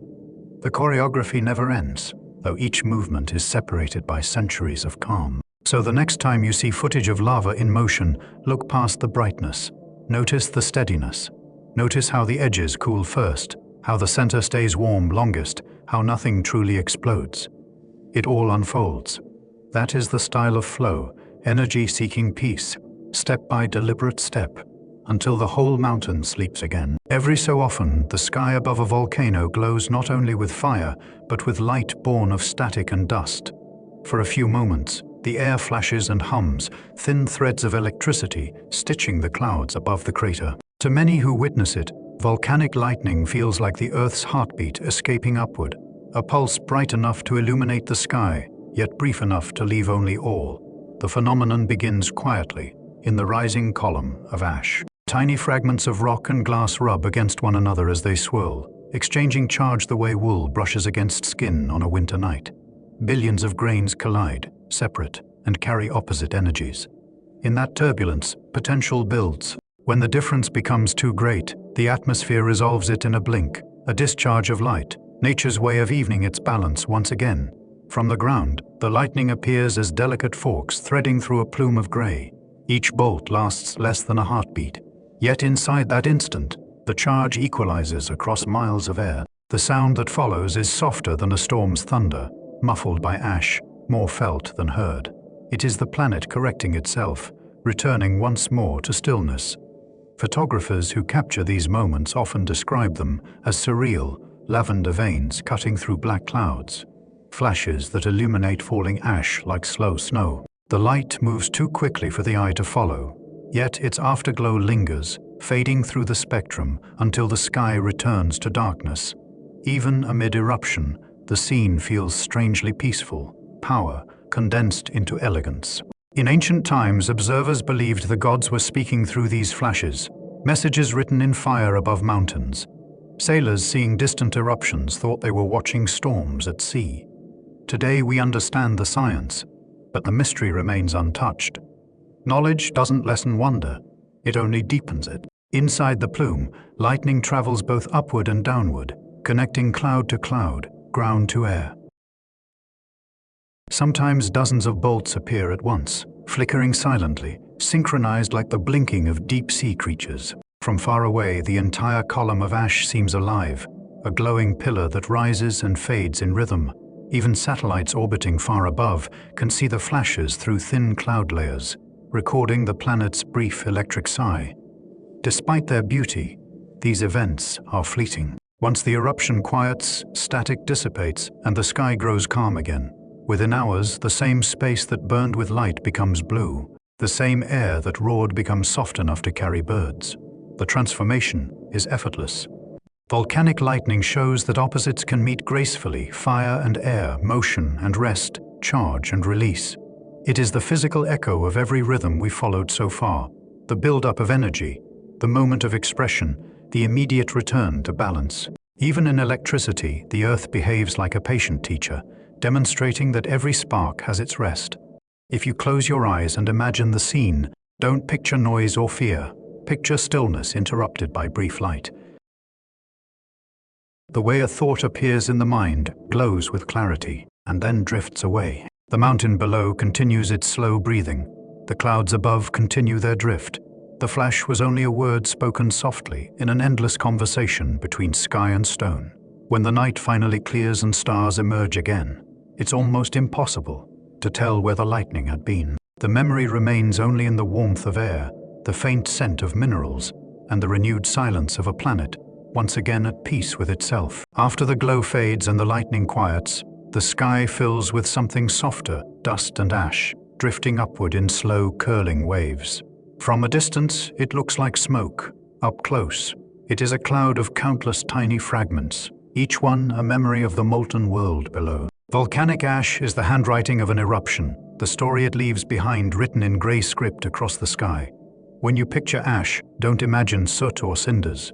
These grains are lighter than sand, finer than flour, and born from rock that shattered as it cooled. They rise high into the air, carried by heat and wind, spreading out in veils that can encircle entire hemispheres. Yet even in that vastness, each particle is unique, tiny shards of glass that catch sunlight and scatter it into halos. For a few hours or days, the world beneath takes on a silvery tone, as though filtered through dreamlight. As the air cools, the ash begins its descent. The journey downward is patient, almost meditative. Some flakes settle close to the crater within minutes, while others drift for days, crossing oceans before falling as invisible dust. When they finally touch ground, they blanket everything evenly: roofs, rivers, leaves, and sleeping animals. The world becomes quiet under this gray snow. Sound softens. Time seems to pause. In those hours after an eruption, the silence can feel profound. What was chaos a moment ago now feels sacred, like a pause in a long piece of music. Villages sweep their streets. Water turns cloudy, yet few hurry. The air carries a scent of minerals, faintly metallic, mixed with moisture from clouds formed by the volcano's breath.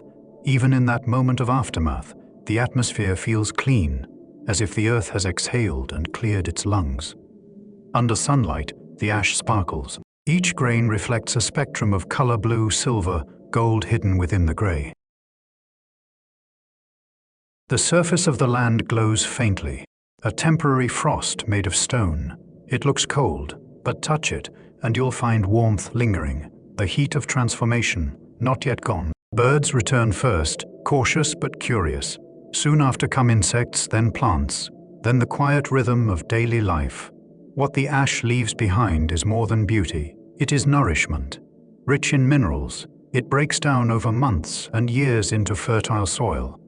On it, new forests take root. Farmers who live near volcanoes know this cycle well. They sweep away the dust today so that tomorrow their crops may thrive in it. It's a rhythm older than history, destruction feeding creation without fail. In deeper layers of sediment, ancient ash tells geologists stories the planet still remembers. Each distinct layer, its texture, its color, its composition, marks a moment in time. Some layers are thin as paper, others thick as walls, but together they form a record millions of years long. The Earth keeps its diary in ash, knowing that even its smallest remnants matter. Sometimes the wind carries that dust high into the stratosphere, where it meets sunlight and cools the planet for a while. Days seem a little dimmer, sunsets more vivid. The colors spread across the horizon in streaks of violet and crimson, traces of faraway eruptions, painting skies continents away. Even then, the planet's gestures remain gentle, artistic. Ash teaches us that endings are never empty. What drifts away returns in another form, in fertile ground, in red sunsets, in rock reborn as life.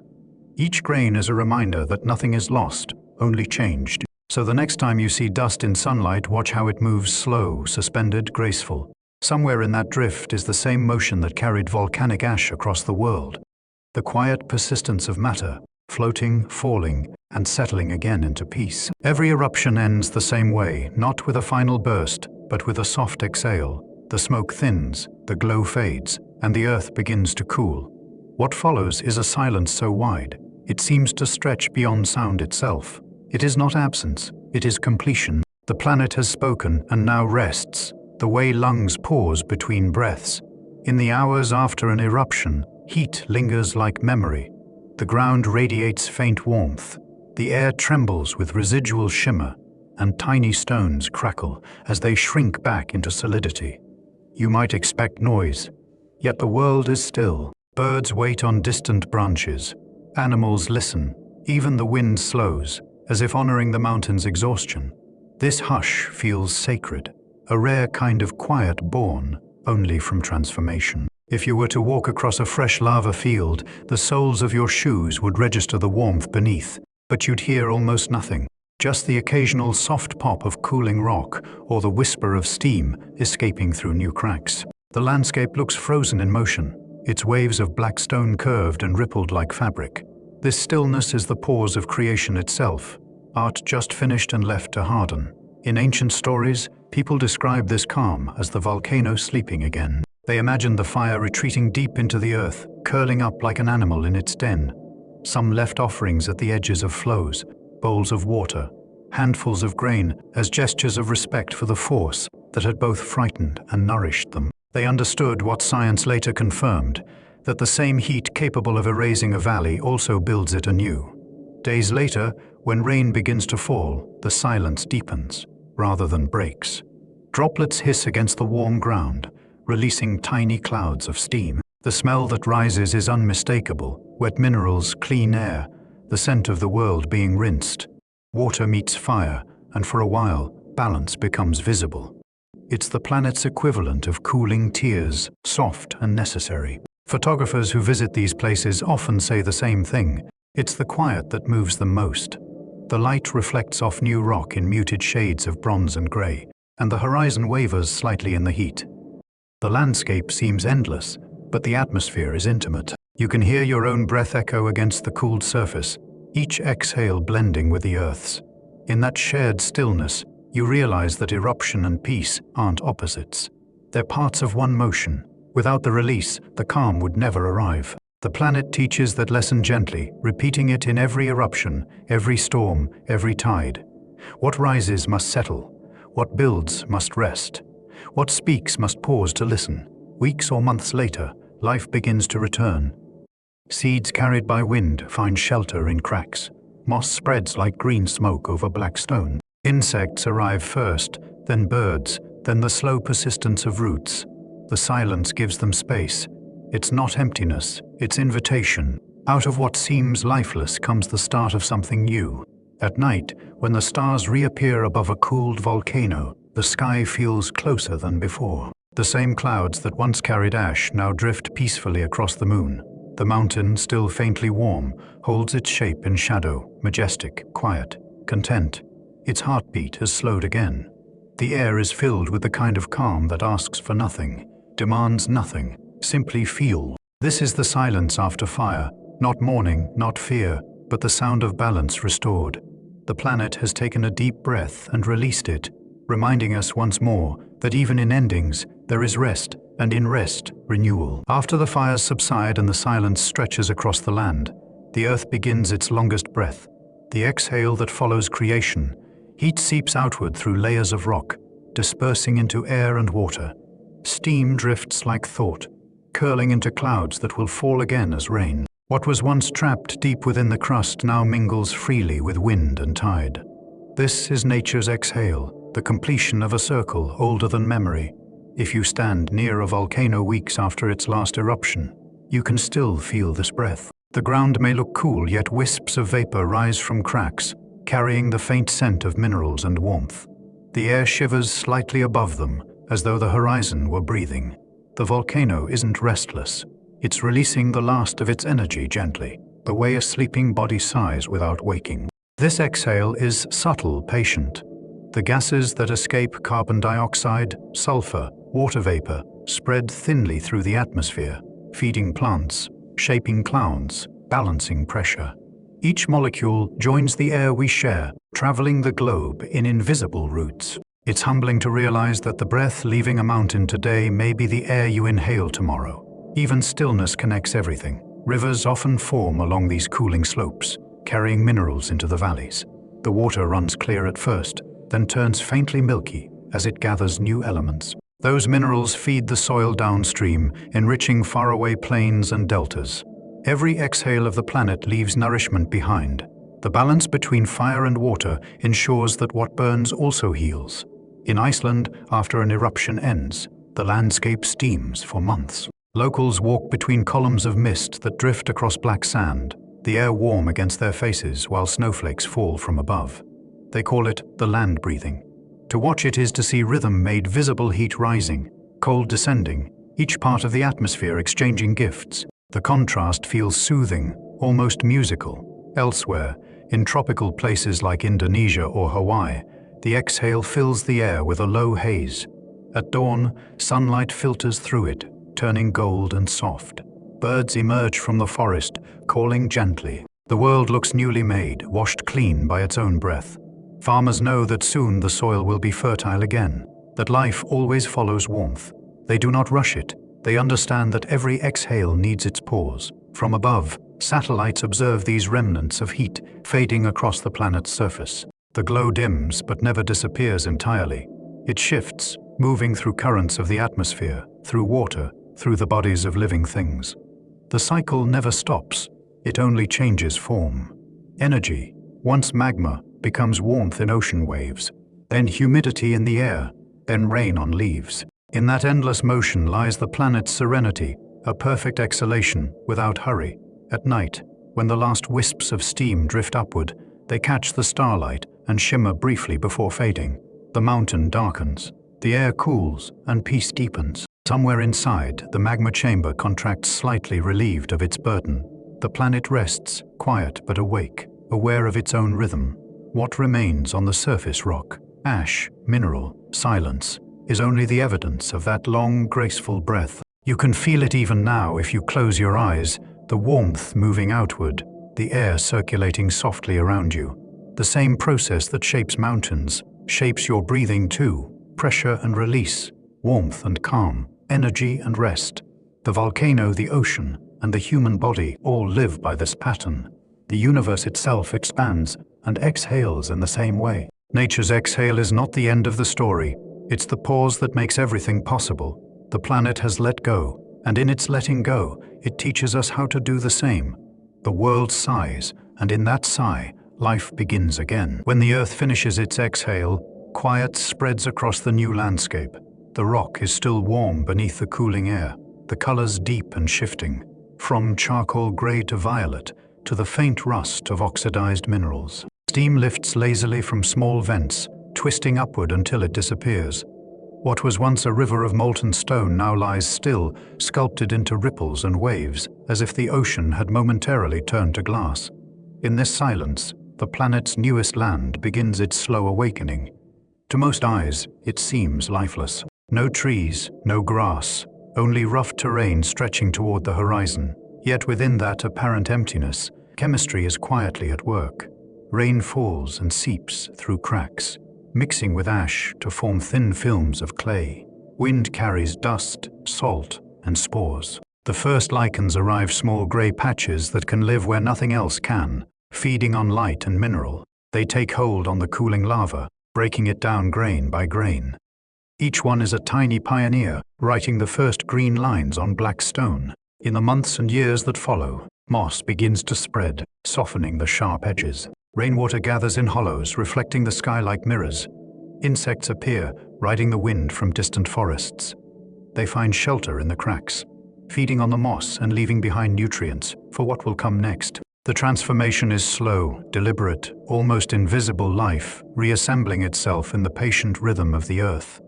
Scientists call this process ecological succession, but it feels more like memory returning. The planet remembers how to be alive. Seeds arrive carried by birds or waves, settling into thin soil made from the breakdown of ash. Ferns unfold their fronds, green against gray. Later come shrubs, then the roots of trees that reach deep for water. The landscape changes not by force but by quiet insistence. Each new plant shades the ground, holds moisture, invites more life. It is cooperation in its purest form, restoration without rush. If you stand on a young lava field, you can feel warmth rising through the soles of your shoes. The air smells faintly metallic, but also clean. The silence there isn't empty, it hums with potential. Every sound, wind, bird, your own breath, feels magnified. The world seems to hold its breath alongside you, waiting for the next chapter. In Hawaii, new land forms almost every year as lava enters the ocean and cools into black rock. Locals call these Suvdina, new land. The phrase carries reverence. It recognizes that creation never stops. The planet keeps building even while we sleep. Children born near these coasts grow up knowing that their island is still in progress, that the ground beneath them is younger than their grandparents. It's a reminder that life and land share the same timeline. At first, the terrain looks fragile, but it isn't. The rock is porous, ready to hold water, ready to nurture roots. Over decades, what was once a field of fire becomes a meadow, then a forest. Birds return, nesting in branches that rise from what was once smoke. Each generation sees more green, less gray. The transformation is so complete that after a century, only the shape of the land hints at its volcanic origin. New land is the Earth's promise to itself. Renewal is not a miracle, it is certainty. The same forces that burn also build. The same heat that clears also creates. In the stillness after fire, the world reimagines itself from the ground up. And if you listen carefully, you might hear it, the faint sound of roots finding cracks, water filling hollows, wind brushing over young leaves. The planet is awake again. It always wakes again. The first seeds arrive long after the flames have gone, when the ground has cooled enough to hold morning dew. They fall unnoticed, from the beaks of birds, from the bellies of wind currents, from the ocean itself, drifting ashore on salt, streaked waves. They land on rock that looks barren but is already softening, already beginning to welcome them. Each seed carries a memory of life before the fire, and within it, the possibility of everything that follows. In the early months, the ash is still gray and fine, shifting with every breeze. Yet it holds something precious, minerals from deep within the earth. Iron, phosphorus, magnesium, and trace elements ingredients that once slept in the mantle now lie exposed, ready to feed whatever dares to grow. When rain mixes with that dust, the mixture becomes fertile beyond measure. Scientists have measured volcanic soil and found it richer than most forests. Nature, in her wisdom, keeps her gifts hidden until the right time. The seeds begin to open quietly. Their roots explore tiny cracks where moisture lingers. Shoots rise, delicate yet persistent, pushing through layers of ash that would crush softer life. They find light, and the cycle begins again. Ferns come first, green lace against grey stone. Then grasses, bending easily in the wind. Each blade traps dust, slowing erosion, creating a surface for the next wave of settlers. Life builds its own foundation, one stem at a time. Birds follow soon after. They perch on the young shoots, leaving behind new seeds in their droppings. Insects return to the warmth of the rocks, carrying pollen between the first flowers. What looks like stillness from afar is, up close, an orchestra of motion. Every living thing is working in harmony to reclaim the land. The transformation is so subtle that only time-lapse photography can show it clearly. The grey turning green, the green darkening, the light shifting across surfaces that were once too hot to touch. Human eyes, trained to seek spectacle, often miss this quiet miracle. But if you crouch and look closely at a single patch of ash, you can see the pattern. Tiny rootlets, spreading, crystals dissolving, water pooling at the base of stems. The process feels sacred in its simplicity, destruction becoming cradle, emptiness becoming shelter. No one commands it, no one forces it. The planet knows what to do. In Indonesia, after eruptions from Mount Merapi, locals speak of Fuintana Sabera, the fertile land. They wait only months before planting again. The soil may still be warm to the touch, but rice and chili sprout eagerly in it. Farmers describe their work as partnership, not conquest. The volcano gives, they say, and we give thanks. It's a relationship older than any language trust between people and planet, renewed after every burst of fire. Seeds do more than grow, they remember. Their genetic codes carry stories of survival through drought, frost, and flood. When they find volcanic soil, it's as if they recognize home. The minerals echo the chemistry of their own cells, and the dialogue begins again. In that reunion of element and organism lies the calm assurance that life will always return. Stand in a young forest that grew from ash, and you'll feel it, the air thicker, the ground springy, the sound of leaves whispering in gratitude. Beneath your feet, roots thread through cooled lava, exploring crevices once filled with fire. The same energy that once moved as magma now moves as sap. The earth has changed form, but not intention. She continues to create, quietly, endlessly. Every seed in ash is a small declaration of faith. It says, even here, even now, growth is possible, and with every sprout that breaks the surface, the planet reminds itself, and us, that from endings, beginnings are inevitable. After the first green appears, the silence begins to change. It starts faintly, like the sound of distant water rustles in the grass. Wings brushing air, tiny feet across cooling stone. Animals return long before most people notice. They are the next heartbeat in the land's recovery, drawn by warmth, curiosity, and the promise of new life. Insects are the first to arrive. They ride the wind like seeds, carried from nearby forests or fields. Beetles crawl across ash, testing its temperature. Ants tunnel beneath small rocks, creating the first organized communities. Their movements aerate the soil, mix minerals, and prepare the ground for plants yet to come. Bees explore the young flowers that have dared to bloom, each flight another connection between species. Through their quiet labor, they stitch life back into the land. Spiders follow the insects, stringing delicate webs between the first shoots of grass. Their silk catches droplets of dew in the morning light, forming strands of silver that glimmer against the dark earth. These small architectures of patience signal balance returning. The air, once filled with smoke and ash, now carries only the hum of insects and the soft breath of wind. A world has begun to move again. Next come the birds. They appear suddenly, as though remembering the place all at once. Swallows dart through the open air, catching midges above the new ponds formed in old craters. Herons wade in shallow streams where rainwater has carved its first channels through the ash. Their calls echo softly off cooling cliffs. Each feathered arrival brings color and motion, reweaving the rhythm of sky and ground. In forests, reborn on volcanic slopes, life gathers slowly but abundantly. Small mammals, field mice, rabbits, mongooses, venture out from nearby regions, following the scent of food. They find seeds, leaves, and insects waiting for them. Their tunnels and burrows loosen the compacted soil, allowing roots to breathe. Larger animals come later, deer grazing on new grass, wild boars turning the soil with their snouts, bears wandering near rivers warmed by underground heat. Step by step, layer by layer, the ecosystem rebuilds itself without instruction, as if following an ancient map. In some volcanic regions, entire migrations depend on this rhythm.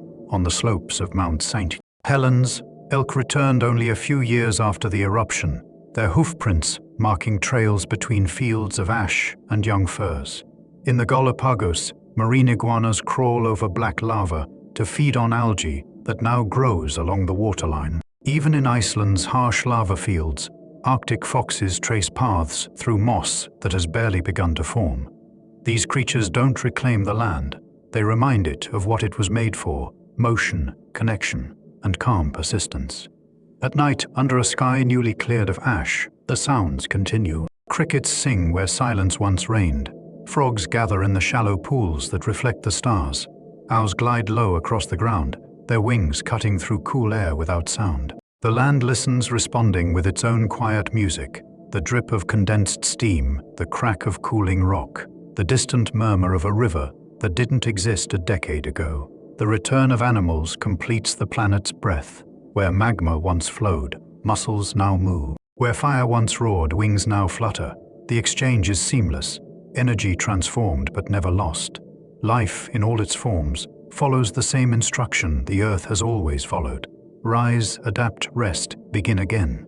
If you ever stand on land once touched by volcanoes, listen closely. Beneath the songs of birds and insects is a deeper hum, the sound of the planet's gratitude. The animals know it first. They sense that warmth, that equilibrium. To them, it feels like home returning. And to us, it's proof that peace always finds its way back, one heartbeat at a time. Where the land grows green again, people always return. They come first as visitors, then as neighbors, and finally as caretakers. Around volcanoes, human settlements have formed for as long as there have been humans to build them. At first glance, it might seem strange that anyone would live so close to mountains that once breathed fire. But those who do understand something essential about the rhythm of the world, that creation and destruction are parts of the same cycle, and that from warmth comes nourishment. The soil on volcanic slopes is among the richest on Earth. Crops planted there grow faster, greener, more resilient. In Java, fields of rice shimmer in terraces that climb the sides of Mount Merapi. Farmers tend them barefoot, their feet sinking into dark, mineral-rich mud. In Sicily, vineyards cling to the lower ridges of Mount Etna, where vines root deep into layers of cooled lava. Each grape carries the subtle flavor of ash and sunlight, a quiet echo of the fires that built the island. In Japan, tea fields thrive in the shadow of Mount Fuji, their leaves absorbing the trace minerals of ancient eruptions. The mountains give, and people learn to listen. Villages near volcanoes often share the same architectural calm. Homes are built low and sturdy, painted in pale colors that reflect light. Streets curve gently to follow the contours of old flows, and gardens bloom where vents once hissed. The air smells faintly of earth and flowers, and at dusk, smoke from cooking fires rises in thin lines that resemble the steam from distant fumaroles. Life here is not lived in fear. It is lived in conversation with the mountain. Generations grow up watching plumes on the horizon, learning to read the signs of change. When the earth trembles lightly, elders remind the young that it is simply the planet shifting its weight. When small eruptions occur, people gather calmly to watch, as though attending a ritual. In some cultures, offerings are made, bowls of rice, flowers, water to honor the forces that sustain them. Gratitude replaces fear, respect takes the place of control. Art and language, too, reflect this closeness. In Hawaii, the goddess Pele represents the creative spirit of volcanoes, both fierce and nurturing. In Bali, The towering Mount Agung is considered the spiritual axis of the world. Its summit aligns with temples and ceremonies. In Italy, songs about Etna blend romance with reverence, describing the mountain as both mother and guardian. Across continents and centuries, humanity has spoken the same message in different words. We live because the earth breathes. Modern science has added its own quiet partnership. Observatories stand on volcanic slopes, their instruments listening to the planet's interior murmurs. Scientists watch seismographs the way sailors watch the wind, attuned to every subtle shift. When danger grows, alerts are sent. Evacuations begin, not in panic, but in cooperation. The relationship between human and volcano is one of dialogue, not dominance. We learn, adapt, and return again when the land is ready. At night, towns near volcanoes are some of the most peaceful places on Earth. The hum of crickets mixes with the faint hiss of distant vents. Windows glow with lamplight. Conversations drift through open doors. Above them, the mountain looms in silhouette, massive yet benign, its slopes sleeping under starlight. People here know that true safety doesn't mean absence of danger. It means harmony with change. To live near a volcano is to live with awareness. Every tremor reminds you that the ground beneath is alive. Every harvest reminds you that it is generous. The cycle of fire and renewal becomes a rhythm of daily life. Work, rest, gratitude, patience. In that rhythm lies peace, the kind that lasts, the kind that understands the world as it truly is, always breathing, always beginning again. When fire becomes soil, a transformation more profound than any eruption takes place. What once flowed as molten rock cools, breaks, and turns to dust. Rain, wind, and the quiet labor of time grind it finer. Still, bit by bit, that dust mixes with fallen leaves, roots, and rainwater. Out of the chemistry of endings comes nourishment, rich and dark. This is volcanic soil black earth that remembers heat but gives only life. Farmers who work such ground speak of its generosity with reverence. They say it holds water longer, breathes better, feeds crops more completely. In truth, the minerals that make up volcanic soil are the very elements required for growth: iron, calcium, magnesium, potassium, phosphorus. Each comes from rock melted in the planet's interior, carried upward in magma, and offered to the surface through time. When we eat what grows there, we are literally partaking of the Earth's inner gifts. Around the world, the most fertile places are those once touched by volcanoes. The slopes of Vesuvius grow tomatoes, so sweet that chefs compare them to fruit kissed by sun and flame. On the plains of Mexico, maize flourishes in dark soil enriched by centuries of ash. In Java, rice terraces ripple like green water across the sides of Merapi and Semeru. Coffee from volcanic highlands in Costa Rica, tea from Japan's Fuji foothills, wine from Sicily's Etna. Each carries a trace of the mountain's chemistry, a memory of the planet's pulse translated into flavor. This abundance does not appear overnight. The soil must rest and balance itself. At first, it's too loose, too mineral. It needs time for organic matter to settle in. Small plants grow and die, leaving nutrients behind. Insects mix them into the surface. Rain washes the minerals deeper, blending them with roots. Within years, the once gray or red earth darkens into black, the universal color of renewal. Standing barefoot on such soil, you can feel its texture fine yet firm, soft but alive. It gives slightly underfoot, releasing a faint scent of minerals and rain. To hold a handful of it is to hold history, the memory of fire transformed into something that nurtures forests and fields. You might notice tiny crystals shining within it, remnants of the lava's minerals. Even in repose, the earth glitters quietly. In many cultures, volcanic soil carries spiritual meaning. It symbolizes strength made gentle, destruction turned benevolent. In Hawaii, farmers begin each planting season with a chant of thanks to the land that fed their ancestors. In Indonesia, villagers sprinkle ash from sacred mountains onto fields as blessing. They know that everything thriving today owes its life to the calm generosity of yesterday's fire. Ecologists call this process nutrient cycling. Others might simply call it grace. The exchange is endless: volcano to rain, rain to river, river to field, field to forest, forest back to soil. The circle closes smoothly, never hurried, never broken. It is the same rhythm that moves through breath, through tides, through the quiet rise and fall of life itself. When you look at a thriving valley or a hillside heavy with crops, remember that beneath those roots lies stone once hot enough to glow. The contrast is astonishing yet perfectly natural, from heat to harvest, from upheaval to peace. The volcano does not simply make destruction, it prepares the foundation for abundance. Soil is the final language of patience. It teaches that all endings feed beginnings, that every spark, once cooled, becomes nourishment for what's next. To walk across such ground is to walk across the story of renewal written in every grain. The earth has given back what it once took, and in that exchange lies its deepest kindness. When you trace the journey from fire to forest, from eruption to abundance, you can see the planet's oldest truth unfold. The cycle of renewal. It begins deep underground as pressure and heat, rises in moments of transformation, rests in silence, and blossoms again on the surface. Every phase carries its own beauty, every stage its own peace. The process never stops. The earth breathes in creation and exhales renewal endlessly. On the slopes of volcanoes, time feels different. You can watch a field that was bare stone 20 years ago, and now see it covered in grass and young trees. Another few decades, and it will be a forest. A few centuries later, the soil will be deep enough to feed entire valleys. From eruption to ecosystem, the timeline stretches across generations.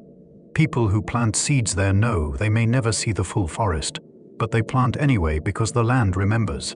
The renewal isn't just physical, it's emotional, almost spiritual. Standing on ground that once burned, you feel the quiet strength that comes from survival.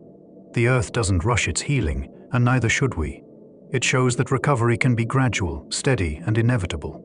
Time does the work if we give it patience. Many cultures near volcanoes have built rituals around this understanding. In the Philippines, farmers celebrate Fisiti Pahirsi, a festival of harvest that honors both destruction and rebirth. In Japan, offerings of rice and sake are left at shrines on volcanic slopes, thanking the mountain for its fertile soil. In Guatemala, processions wind through towns rebuilt on old lava, flowers laid where ash once fell. These traditions are less about fear and more about gratitude, a recognition that life's renewal depends on letting go. Scientifically, renewal is written in the Earth's chemistry. Minerals cycle through rock, soil, plants, and back again. Carbon locked in magma returns to the air through eruptions, is absorbed by leaves, and eventually settles again as sediment. Every atom travels in loops, never ending, only transforming. If you follow the path of any single element long enough, you find that it visits fire and water, root and air, rest and motion, countless times. The planet doesn't discard, it reuses. In that constancy lies its grace. Volcanoes remind us that creation is inseparable from renewal. The same forces that tear apart the crust also build continents, lift islands, and feed forests. Even destruction, seen closely enough, reveals kindness. The world balances itself by giving back, always in rhythm, always in time. When rain falls on a new lava field, each droplet begins this cycle again. It cools the rock, seeps through cracks, dissolves minerals, and carries them into the next life, the next leaf, the next bloom. The circle turns invisibly, yet nothing escapes it. Every life we know, every breath we take, is connected to that slow, unseen renewal. In the quiet of evening, when mist rises from the warm ground, you can almost see the process happening in real time. The air smells faintly of stone and growth, a blend of opposites that somehow fits perfectly. That scent is the aroma of renewal, the trace of the planet turning yesterday's heat into tomorrow's comfort. The cycle will continue long after we are gone, but knowing it exists offers peace. It means nothing is truly lost, that the fire beneath and the forest above are partners in an endless conversation. The earth teaches this softly, through its patience, through its calm, through every blade of grass that grows where ash once fell. So the next time you see a volcano's silhouette at dusk, remember, what looks like sleep is not silence. Beneath it, the work of renewal continues, slow, steady, and certain. The mountain that once roared now hums quietly, building the future grain by grain. The cycle is complete, and still it begins again. Long before science named magma or mapped tectonic plates, people looked at volcanoes and saw something divine. When the ground rumbled, they believed the gods were stirring. When fire rose from the mountain, it felt like a message written in light. To understand the world, they told stories, and those stories became the first bridges between humans and the deep forces of the earth. In Hawaii, the goddess Pele lives within the volcano Kalea. Her moods shape the land. When she is calm, the lava flows slowly and builds new ground. When she is restless, it moves quickly, reshaping valleys and coasts. To her people, Pele is not a destroyer but a creator, her fire both feared and cherished. Offerings of flowers, fruit, and song are left at her altars. The tradition endures because it speaks to something larger than myth. It acknowledges the balance of giving and taking, the same rhythm we see in every eruption. In the ancient Mediterranean, the Greeks told of Hephaestus, the god of fire and craftsmanship, who forged the weapons of gods beneath Mount Etna. His workshop was the volcano itself, sparks of his hammer visible in eruptions. The Romans renamed him Vulcan, and from his name came the word volcano. But Hephaestus was never merely a symbol of destruction. He was the maker of beauty and order, a reminder that creation often begins in fire. Across the Pacific, the Maori of New Zealand tell of the mountain Taranaki, who once loved the beautiful mountain Pahanga but lost her to another. In grief, he traveled west, carving rivers in his path. Where he stopped, his tears filled valleys, creating lakes. The myth explains the landscape, but also expresses tenderness, showing volcanoes as beings capable of love and sorrow. Fire becomes emotion, land becomes story. In Japan, Mount Fuji is said to be inhabited by the goddess Konohanasakuya Haim, whose name means the blossom that opens in the trees. She represents delicate transience, the beauty of things that burn brightly and then fade. To her, eruptions are not rage but renewal, the same way flowers bloom and fall each spring.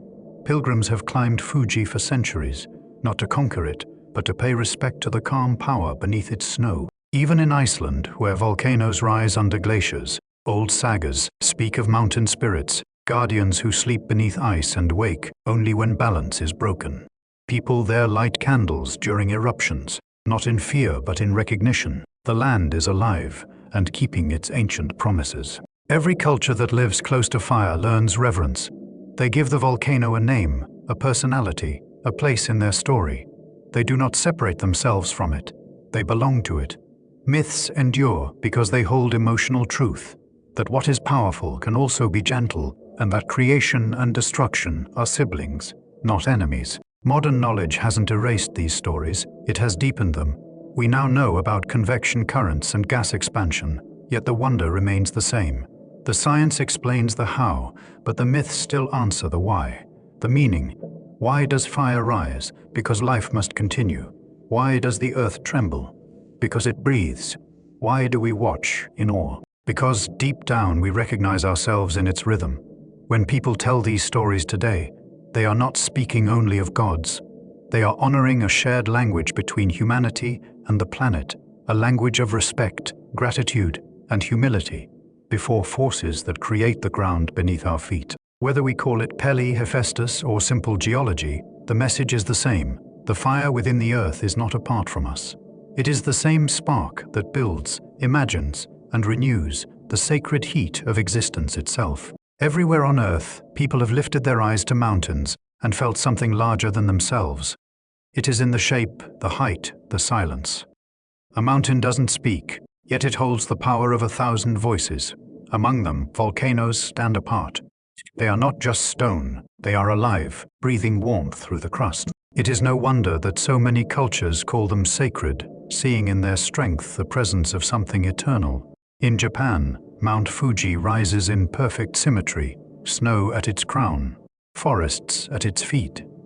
Artists have painted it for centuries, its form appearing in waves, skies, and poems. To the Japanese, Fuji is not merely a landmark, but a living spirit, a guardian of the country's soul. Pilgrims climb its slopes in silence, stopping at small shrines along the way to bow and leave offerings. At dawn, when the first light touches its summit, the world seems to inhale. For a few moments, everything glows in the same color: the mountain, the sky, and the hearts of those who watch. In Bali, Mount Agung holds similar reverence. It is considered the spiritual axis of the island, a bridge between the human world and the divine. Temples are aligned to face it, and ceremonies often begin by acknowledging its quiet presence. When Agung erupts, The people interpret it not as punishment, but as purification, the earth renewing balance. They sweep ash from temple courtyards and continue their prayers, knowing that creation often speaks through change. In Africa, Mount Kilimanjaro's snow-capped peak towers above the plains, visible for hundreds of miles. The Chaga people call it Thifanimakiaro, the mountain of whiteness. They tell stories of spirits who dwell in its icy summit, guarding the line between heaven and earth. To climb it is not simply to ascend, but to approach a mystery. Even travelers who reach its peak often speak of an uncanny stillness there, a hush so complete that it feels like stepping outside of time. In South America, the volcano Cotopaxi in Ecuador is known as the neck of the moon. Indigenous peoples believe its perfect cone links sky and ground, a place where prayers rise most clearly. During festivals, locals bring offerings of fruit and flowers to its base, thanking the mountain for fertile soil and clean water. The smoke from incense mingles with the thin plumes from the summit, and for a moment, human devotion and natural rhythm become one. These sacred mountains share the same character, patience. They teach by existing, not by speaking. Their slopes remind us to slow down. Their symmetry suggests balance, and their silence shows that power doesn't need noise. Standing near them, people instinctively lower their voices. Some say they can feel the pulse of the earth through their feet. Others describe a sense of calm that has no explanation. The feeling is the same everywhere: respect. Modern climbers and tourists still feel it, even if they no longer speak in the language of myth. A quiet descends on the heart when one looks into a crater or touches warm rock. The sensation is not fear but recognition, an understanding that we are made from the same materials, the same history of heat and cooling. The mountain outside mirrors the mountain within. When night falls on these sacred peaks, the stars align above them as they have for ages. Shadows lengthen, breezes rise, and the mountains glow faintly in moonlight. They stand as reminders that faith can be found in landscapes, that reverence does not require temples, and that holiness often hides in geology. The volcano is proof that creation and peace can share the same space, that even fire, when it rests, becomes a teacher of stillness. When fire meets imagination, art is born. Around the world, people who live near volcanoes have learned not only to respect their power, but to translate it into beauty. From the earliest carvings in stone to modern sculptures made from cooled lava, humans have used the mountain's own materials to tell its story. Each piece of art, each bowl, statue, or painting becomes a conversation between creator and creation, between human hands and the slow rhythm of the earth. The first artists of lava were not sculptors but storytellers. They stood at the edges of fresh flows, describing in words and song what they saw: rivers of light moving through darkness, sparks leaping like stars, colors too vivid to name. These early witnesses turned awe into language. Petroglyphs carved into volcanic rock still remain in places like Hawaii, Easter Island, and the Canary Islands: spirals, waves, and shapes that echo the flow of magma itself. The marks endure because stone remembers. Over centuries, people began to shape the lava once it cooled. Basalt, hard and dark, became the foundation for temples and homes. Its density held warmth in winter and coolness in summer, a balance built into its very structure. In Italy, craftsmen chiseled lava from Etna into fountains and altars. In Japan, artisans carved statues of the Buddha from the porous stone near Mount Osama, each one pocked with tiny air holes left by ancient gas bubbles. The texture gives them a softness, as though the figures breathe along with the mountain. Modern artists continue the dialogue. Glassmakers in Iceland collect fine volcanic sand to melt into translucent sculptures that capture the glow of magma in frozen form. Jewelry makers polish obsidian until it mirrors the light like liquid night. Painters use the ash itself, mixing it with oils and pigments to give their work the texture of the land. Each technique honors the dual nature of volcanoes: destruction that gives rise to creation, chaos that resolves into calm. In Mexico, artisans craft pottery with glazes made from pulverized lava rock. The result is matte and deep, colors shifting subtly between gray and blue under changing light.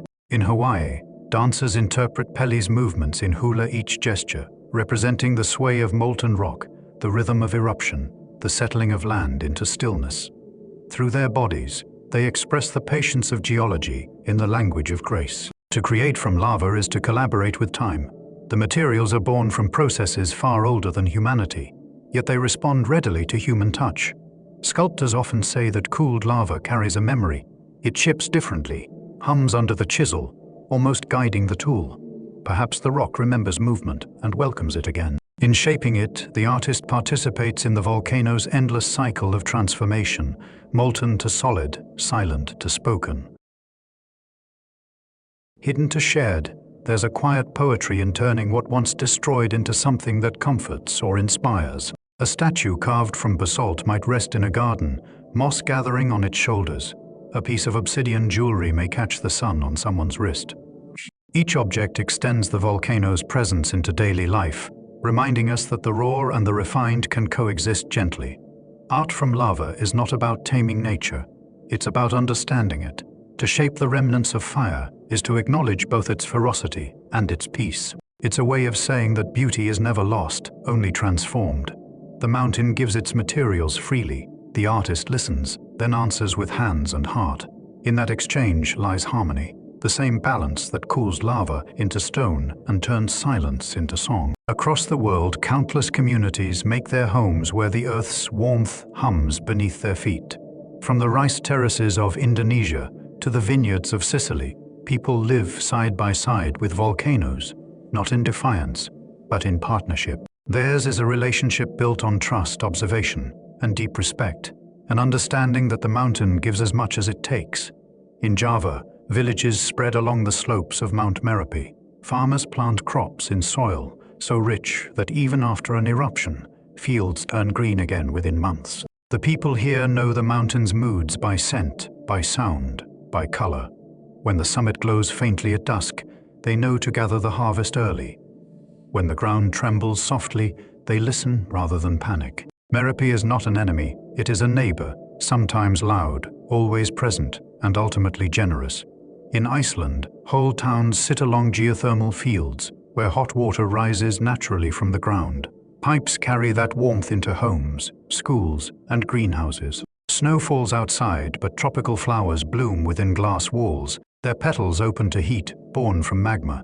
Children grow up seeing steam curl from the earth, and learning that comfort can come from deep within the planet itself. To them, the smell of sulfur means home. On the Italian island of Stromboli, residents fall asleep to the faint rumble of regular eruptions. The mountain releases small bursts of fire every few minutes, a rhythm so steady that locals call it idu shi, hymn. Fishermen time their nets by its light. The glow at night is not fearsome but reassuring. As long as Idudi breathes, life follows its normal pattern. Visitors sometimes ask how they can sleep so close to fire. The answer is simple: you learn the sound of safety. Communities like these thrive because they pay attention, they read the land's signs, and honor its cycles. Festivals celebrate both eruption and calm, weaving together gratitude and caution. In Guatemala, villages near Fuego hold annual dances to thank the mountain for fertile soil. In Japan, shrines dot the slopes of Asama and Sakurajima, where locals offer food and prayer. These rituals are not superstition. They are language ways of saying, "Futuwi see you, and we will live in harmony." Scientists build observatories on volcanoes, installing instruments that hear the faintest tremor, smell the slightest change in gas. Warnings travel quickly, lives are saved. Yet even with satellites and sensors, the most reliable data often comes from those who live closest. Elders who have watched the mountain for decades can read its patterns as clearly as any graph. Knowledge passed through generations stands alongside science as an equal. When eruptions do come, communities rebuild with patience. Houses rise again, gardens reappear, laughter returns to market squares dusted in gray. The people know that loss is never permanent, that the same soil that buries will soon nourish. Their resilience is not born of denial, but of understanding. They have witnessed the rhythm of renewal too many times to doubt it. At night, these villages are some of the calmest places on Earth. The air feels thick with peace, as though every breath carries traces of the mountain's warmth. Dogs bark softly in the distance, and somewhere steam drifts upward in ghost-like ribbons. Above it all stands the volcano, dark and quiet, its silhouette outlined by stars. The people below sleep easily, knowing that the earth, like them, needs rest after every breath. Living with fire is not about courage, it's about coexistence. It's knowing that safety is not the absence of change, but harmony with it. The mountain may rumble, but its heart beats slowly, predictably, like our own. And in that shared rhythm, whole communities find peace, proof that trust in the earth is still possible and always worth keeping. Watching over a volcano requires both knowledge and humility. Scientists, like poets and villagers before them, listen to the earth's language, its tremors, its heat, its breath, and try to translate it into understanding. Around the world, observatories sit quietly on volcanic slopes. Their domes glint in sunlight, their sensors anchored deep into stone. Inside, computers record small vibrations that most humans will never feel. A line on a screen rises and falls, capturing the rhythm of the mountain's heartbeat. Gas analyzers measure sulfur, carbon dioxide, and water vapor, the exhalations of the earth. Satellites trace subtle changes in elevation, marking where the crust swells or relaxes. Together, these signals form a conversation between scientists and the volcano, one that never truly ends. When signs of unrest begin, the process is deliberate. Data is checked, measurements repeated, patterns compared to decades of archives. It is patience made into method. The people who study volcanoes know that haste helps no one. They wait for confirmation, letting the mountain speak clearly. When they finally issue warnings, their voices are calm but firm, born from both evidence and reverence. Communication between scientists and local communities has become its own art. In Indonesia, volcanologists send updates via radio to farmers who live on slopes where phone signals fade. In Italy, seismologists visit schools near Etna to teach children how to read simple graphs of tremors. In Japan, public sirens are tested weekly, their tone long and low, so that even the elderly recognize it instantly. These acts are not just precautions. They are expressions of care, the human echo of the volcano's own attentiveness. For scientists, there is a paradox. They spend their careers studying phenomena they hope never to see. The quiet years are the successful ones. They celebrate stability, monitor silence, and cherish days when nothing changes. When the mountain finally stirs, their work becomes urgent but never frantic. They know that panic spreads faster than lava, and their calm becomes a form of safety. Their presence reassures communities that someone is always listening to the earth on their behalf. Technology has deepened this relationship. Drones now fly over craters, too dangerous for people to reach, collecting images of glowing vents. Satellites track invisible plumes from space, while artificial intelligence scans patterns for subtle warnings. Yet the essence of the work remains deeply human: observation, interpretation, empathy. The planet's rhythms are complex, but they respond to patience, not control. Science here is less command than conversation. In Hawaii, researchers who study Kilauea often describe themselves as caretakers rather than observers. They record temperature, measure gas, and walk cooled flows to map the newest land. Between measurements, they pause to admire the view: steam rising through rainbows, birds crossing the sky above black fields. They understand what ancient cultures have always known, that knowledge without respect is incomplete. When eruptions do occur, their warnings save lives. Evacuations happen quietly, efficiently. Villagers take only what they need, trusting the process, trusting the people who have devoted their lives to understanding the mountain. When they return weeks or months later, they find their homes blanketed in ash, but still standing. The system worked, not because it stopped nature, but because it moved with her. Science and safety, like magma and water, meet in harmony when guided by care. The instruments hum, the volcano murmurs. The people listen together. They form a cycle of vigilance that honors both curiosity and caution.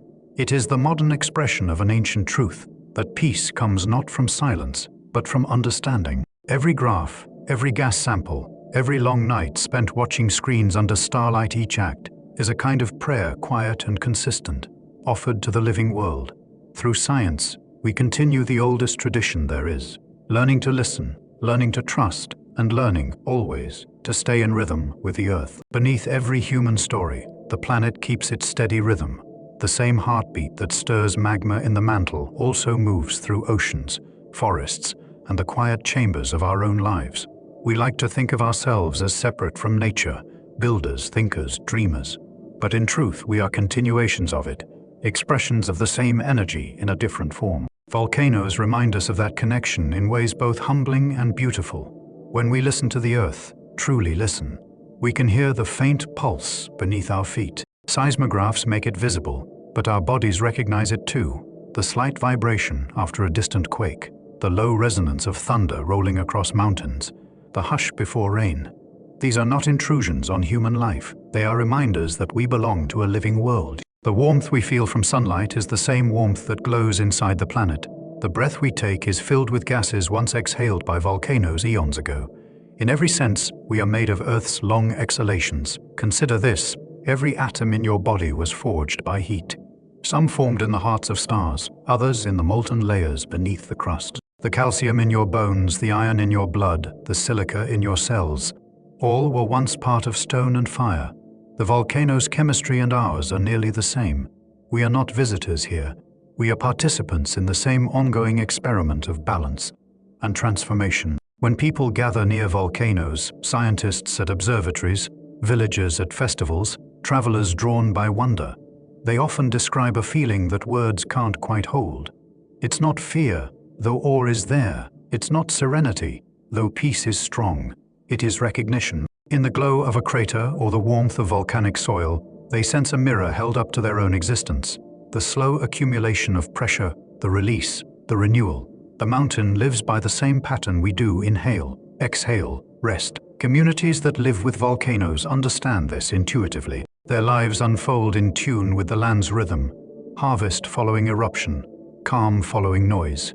Their patience mirrors the planet's.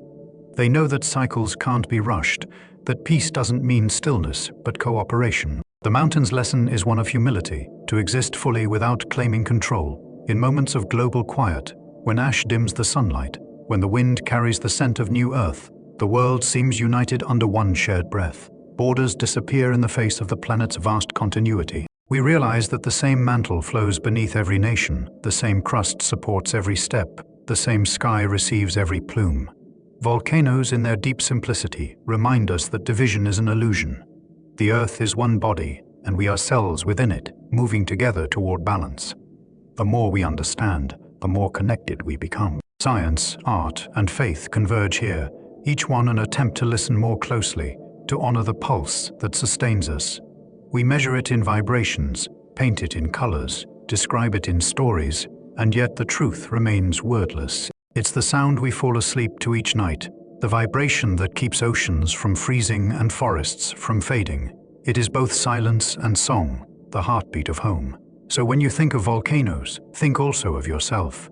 The heat that glows within them glows in you. The patience that shapes their slopes resides in your own capacity to heal and change. You and the earth share one rhythm, ancient, measured, endlessly renewing. When you breathe deeply, you're keeping time with continents, tides, and the slow pulse of the planet. And as that realization settles, the distance between us and nature disappears. There is only one movement, steady, eternal, kind. The earth beats, and we answer. Together, we are the quiet continuation of the same fire that once lit the world. When we lift our eyes beyond the clouds, we discover that Earth is not alone in its quiet artistry of fire. Across the solar system, other worlds bear the same marks: mountains built by heat, plains smoothed by ancient lava, landscapes carved by the same patience that shapes our own. Among them, one stands above all others: Olympus Mons, the great volcano of Mars. Rising 22 kilometers above the Martian surface, Olympus Mons is the tallest mountain known in the solar system, 3 times higher than Everest, large enough to cover the entire state of Arizona. Yet, despite its size, it is gentle in shape. Its slopes are so broad that you could walk for days up its side without realizing you were climbing. From orbit, it looks like a vast dome, its rim encircling a caldera 60 miles wide, the crown of a world that once breathed fire. But Olympus Mons is silent now. No glow marks its summit, no tremor disturbs its plains. It sleeps beneath a thin pink sky, dust swirling across its frozen flanks. For millions of years it erupted slowly and steadily, spilling lava that spread far and wide until the mountain grew colossal. Then, as Mars cooled and its atmosphere thinned, the inner fires quieted. What remains is a monument to endurance, the frozen memory of motion, the echo of a heartbeat paused mid-beat. Scientists believe its gentleness is the key to its size. On Earth, tectonic plates drift, carrying volcanoes away from their heat sources.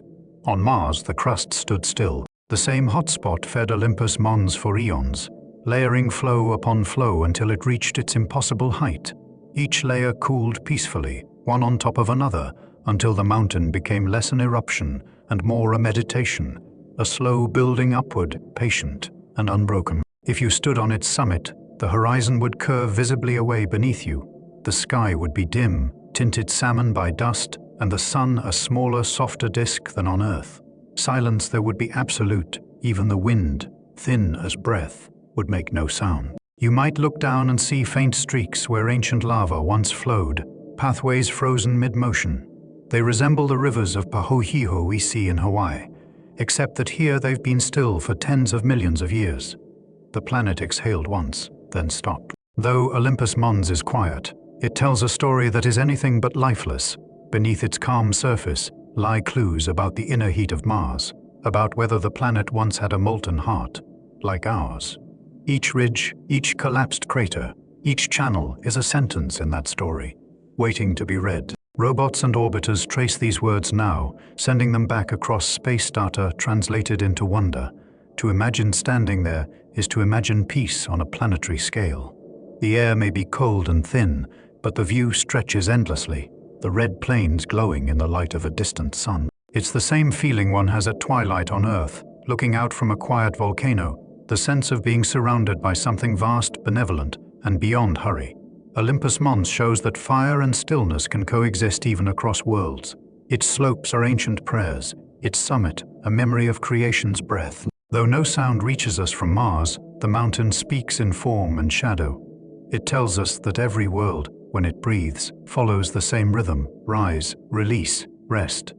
The universe repeats that pattern endlessly, each planet keeping time with its own heart. Beyond Mars, orbiting the giant planet Jupiter, lies a world where fire never sleeps. Io, one of Jupiter's 4 great moons, is smaller than our own moon, yet far more restless. Its surface burns with color saffron, white, and deep red stained by sulfur that oozes and freezes in brilliant patterns. It is the most volcanically active place in the solar system, a body sculpted not by wind or water, but by endless rhythmic eruption. From a distance, Io looks like a painter's palette. Across its plains are smooth domes, glowing vents, and calderas wider than whole countries. Instead of oceans, it has fields of molten rock. Instead of mountains formed by tectonics, it has mounds that collapse and rebuild in continuous cycles. Beneath its crust, immense tides of heat rise and fall. The source of this energy isn't sunlight or inner decay, it's gravity itself. As Io orbits Jupiter, the planet's enormous pull stretches and flexes it, kneading its interior like dough. That friction keeps the inside molten, a perpetual heartbeat of motion and heat. On Earth, eruptions happen one at a time. On Io, dozens occur every day. Jets of lava shoot miles into the thin atmosphere, cooling in midair and falling back as glowing rain. Space probes have captured these plumes from afar, golden fountains, arching above the curved horizon, freezing instantly as they fall. It's a sight both alien and strangely peaceful, motion without chaos, constant renewal across an entire world. Despite its intensity, Io's surface is quiet in the way soundless places often are. There is no air thick enough to carry noise, so the eruptions unfold in silence. No thunder, no rumble, only light. If you could stand there, encased in protection, you would see fountains of fire rising and settling with graceful slowness, like slow-motion fireworks. The only sound would be your own breathing and the distant hum of Jupiter's magnetosphere, the faint song of space itself. The colors alone would feel like a dream. Yellows from sulfur, blacks from basalt, whites from frost, all layered like pigments on a living canvas. As the lava cools, it forms rivers of glass that shimmer under Jupiter's reflected light. Each new flow buries the last, creating a world that renews itself constantly. There are no ruins here, no fossils, only the present moment, reshaping itself over and over. Scientists who study Io call it a laboratory of creation. Its unending eruptions remind us of what Earth once was, raw, molten, alive with heat. Our own continents began in similar chaos before settling into calm. Io lives in that earlier chapter, still a window into the youth of worlds. Yet even here, in a place so extreme, balance prevails. Every eruption relieves the stress caused by Jupiter's pull. Every exhale of gas cools the surface just enough to prevent catastrophe. Fire and gravity maintain their truce. From orbit, Jupiter looms immense in the sky, striped, swirling, serene. The contrast is perfect, a calm giant and its restless child, existing side by side in harmony. The same dance that keeps Io molten also keeps it steady in its path. Motion, again, becomes peace. When spacecraft pass nearby, their cameras catch Io glowing softly against Jupiter's shadow, like an ember in the dark. That glow travels across space and reaches us as data numbers that scientists translate into images, into knowledge, into awe. We look at those pictures and understand something universal, that even far from Earth, the pattern endures. Heat rises, fire flows, balance returns. Life may not bloom there, but the rhythm of existence is unmistakable. Io's frozen fire is a lesson in constancy. The universe showing us that creation never really ends. It only changes tempo. What we call destruction is simply renewal accelerated. Even in silence, even in solitude, the song of volcanic life continues, steady, luminous, and eternal. If Mars shows us the quiet memory of fire and Io shows us its eternal movement, then Venus offers the mystery in between, a world where fire may still breathe beneath a veil of clouds. Hidden beneath its golden atmosphere, thick and luminous, the surface of Venus glows with heat. Scientists believe that volcanoes there may still erupt from time to time, releasing whispers of gas into the air, invisible through the haze. It is a planet of secrets, its story told in soft light and pressure rather than sound. Venus spins slowly, almost lazily, taking 243 Earth days to complete one turn. The clouds that cover it move much faster, swirling in constant motion, masking everything below. Through that heavy blanket of sulfuric vapor, light filters down weakly, turning the landscape amber. The heat is immense, enough to melt lead, but steady, uniform, without windstorms or chaos. It is a calm furnace, a steady exhale. Radar maps from orbit show great volcanic plains, stretching for thousands of kilometers, broken by domes and lava channels. Some flows appear so fresh that they might be only a few centuries old. Others glisten in radar images, as though still cooling. If volcanoes on Venus are truly active, they move unseen, their glow softened by distance and atmosphere. The planet hides its fire, the way an ember hides under ash, quiet but alive. Imagining an eruption there feels different from imagining one on Earth. There would be no visible smoke, no open flame, only a deep red light beneath the thick clouds, diffused into a perpetual twilight. The gases released would join the planet's dense atmosphere, adding another layer to the slow dance of chemistry that defines its sky. The eruption would be more sigh than shout, a continuation of a conversation begun billions of years ago.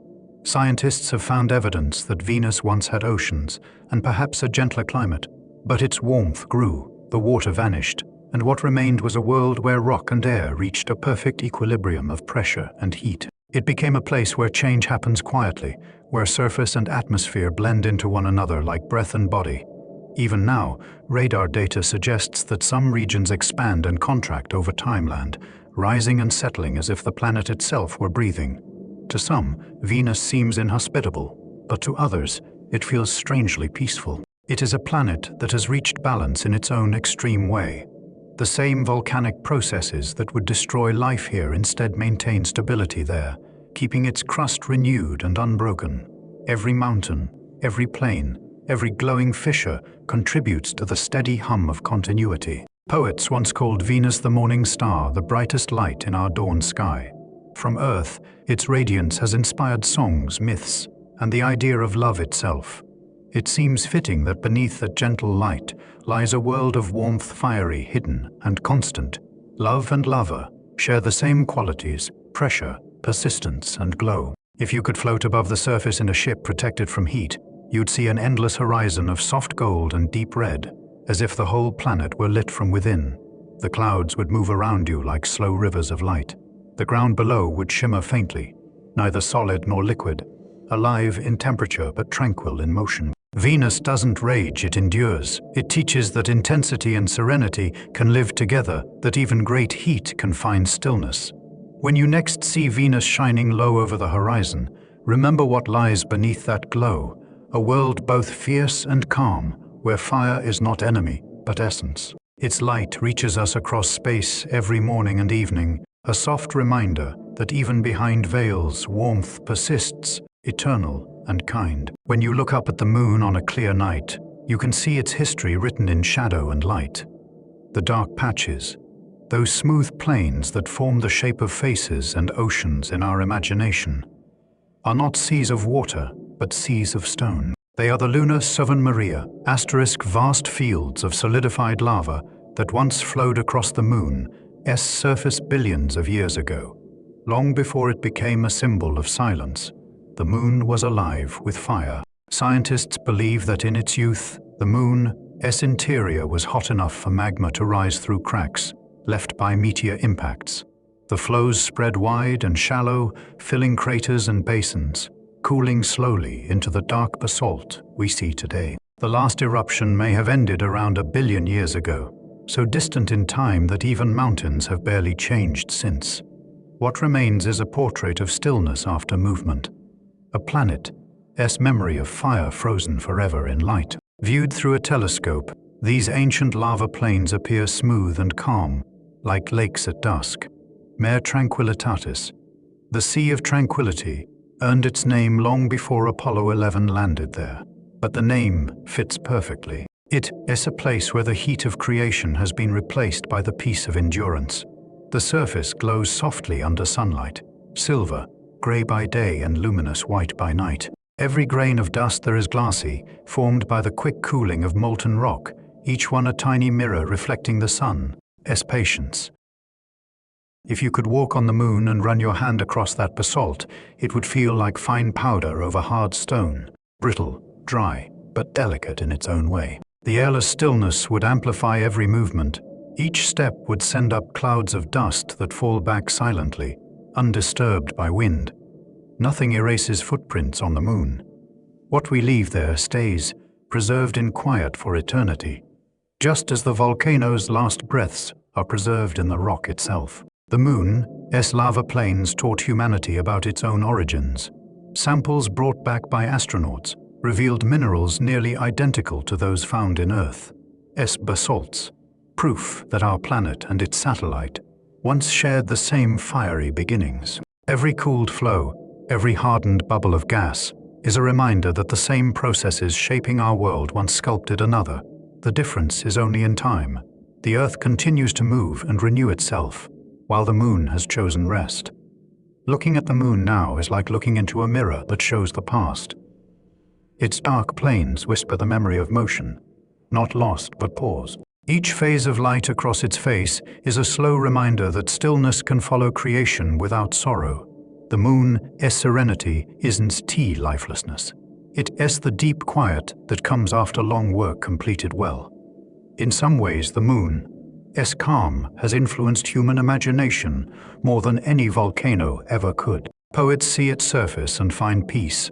Scientists see it and find knowledge. Both are right. The moon's basalts tell us that everything fiery eventually cools, that all turbulence settles into rhythm, and that beauty can persist for billions of years without change. The next time you watch the moon rise, remember that its glow is the light of ancient lava. Fire turned to reflection. Those dark plains are not voids but records of creation, the handwriting of a world that once burned as brightly as ours. The Sea of Tranquility, the Ocean of Storms, the Lake of Dreams, they are all names for the same truth, that even after the wildest heat, calm is possible.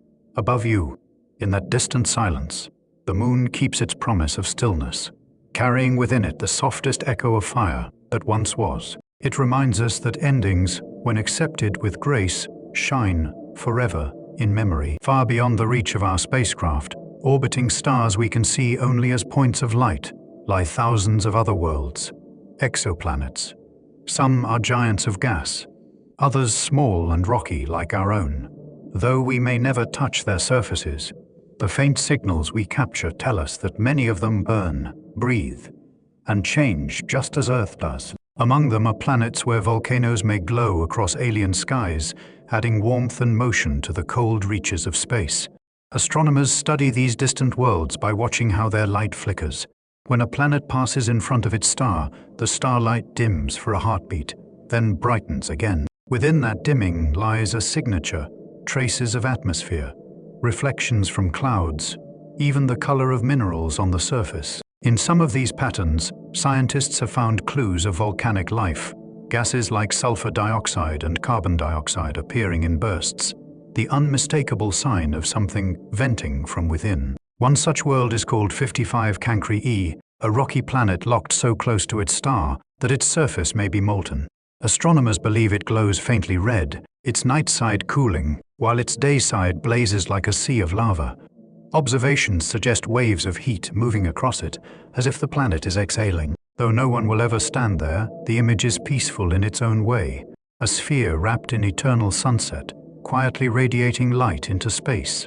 Another, Io's distant cousin, orbits a star named LHS 3844. It too may have once had volcanoes spreading dark plains across its face.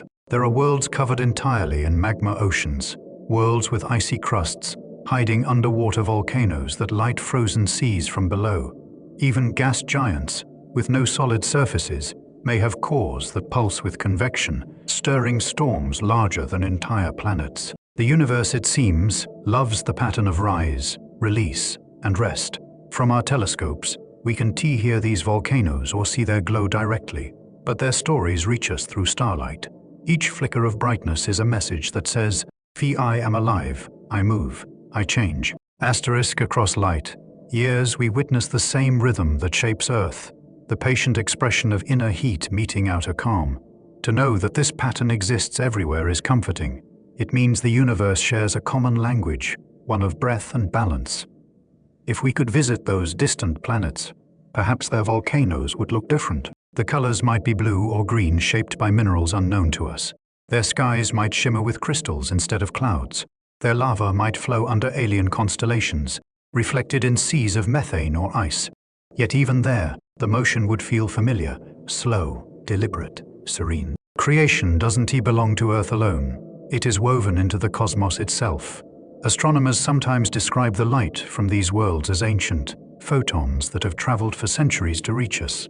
In that light, we see not just data but continuity.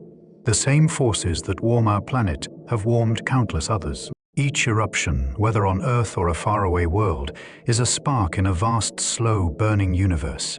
When you gaze up at the night sky, filled with stars and possibilities, remember that many of those tiny points may have volcanoes of their own. Beneath those distant suns, fire still glows, shaping land, forging minerals, perhaps even preparing the ground for life.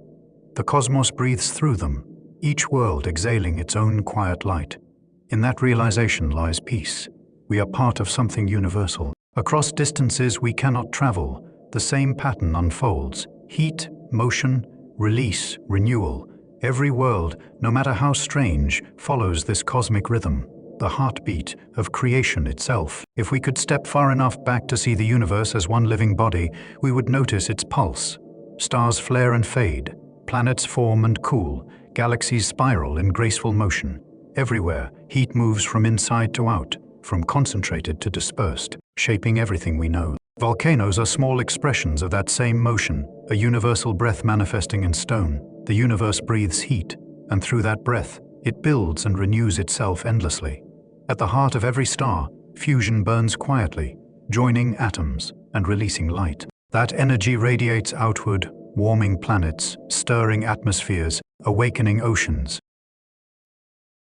Some of that light travels for billions of years before reaching us, arriving as the soft glow that fills our nights. In it lies the memory of countless fires, stellar, volcanic, human, each one a variation of the same warmth. We live in a cosmos alive with temperature, its gradients forming the architecture of everything from stars to cells. Volcanoes remind us that even within a planet's apparent stillness, this cosmic heat continues to move. It rises through crust and ocean, through geysers on icy moons and lava plains on rocky worlds. It glows faintly beneath our feet and bursts brilliantly in the hearts of suns. The same thermal rhythm flows through every scale of existence, from the molten core of a world to the flicker of warmth inside a living being. When scientists measure the infrared light from distant planets, they're not just recording energy, they're reading the universe's exhalations. Each wavelength tells of motion and balance, of how matter releases its stored fire.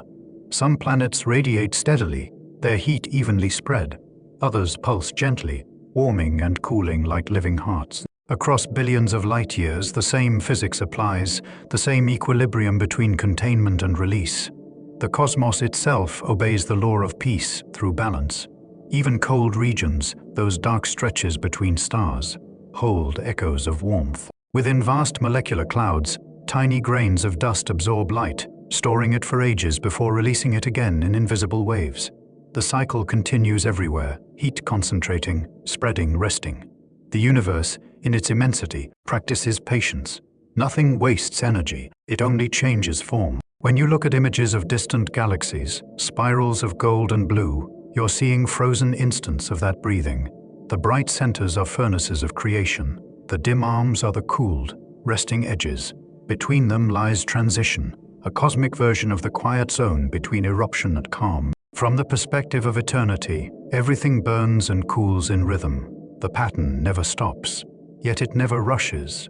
On our small world, we mirror that pattern in miniature. The warmth in our blood comes from ancient fire, passed through generations of stars. The heat we feel in sunlight, the spark of thought, even the comfort of another's touch each, is an echo of that same cosmic flow. We are living volcanoes of a kind, carrying within us the faint remnants of universal heat.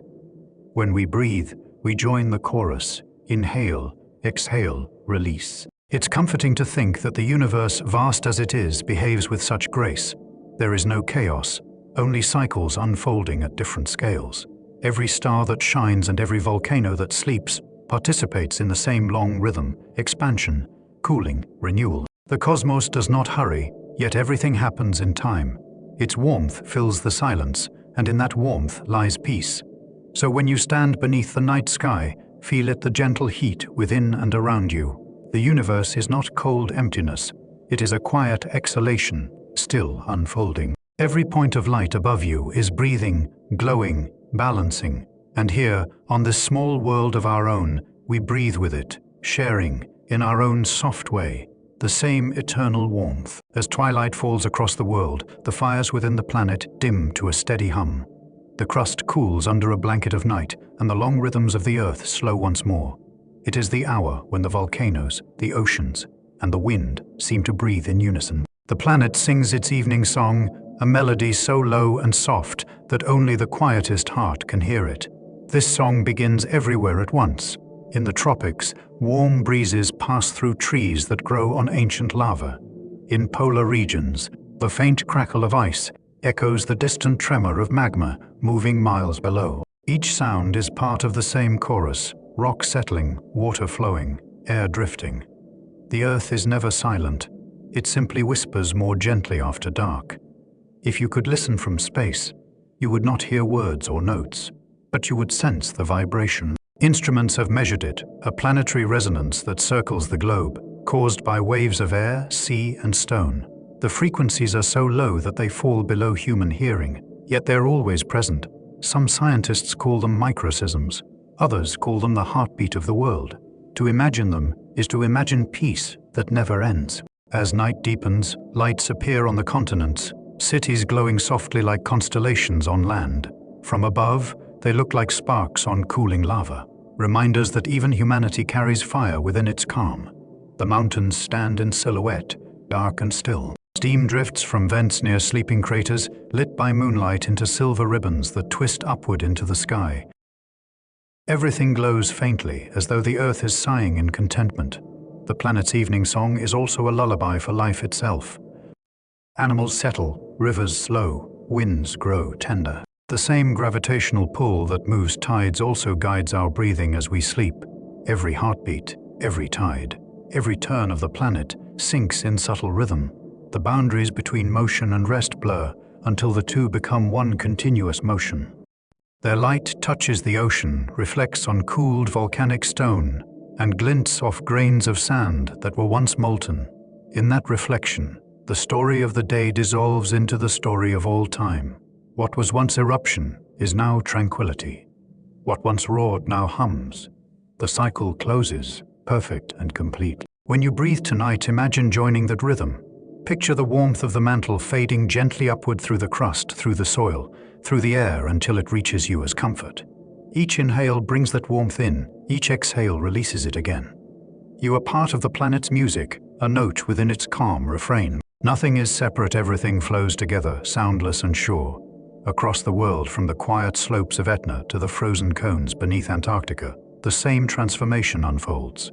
Energy settling into rest, heat turning to memory, motion blending with stillness.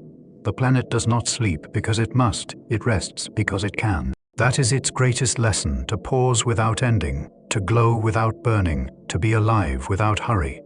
So as this day closes and your own eyes grow heavy, listen for that song beneath the surface hum of life.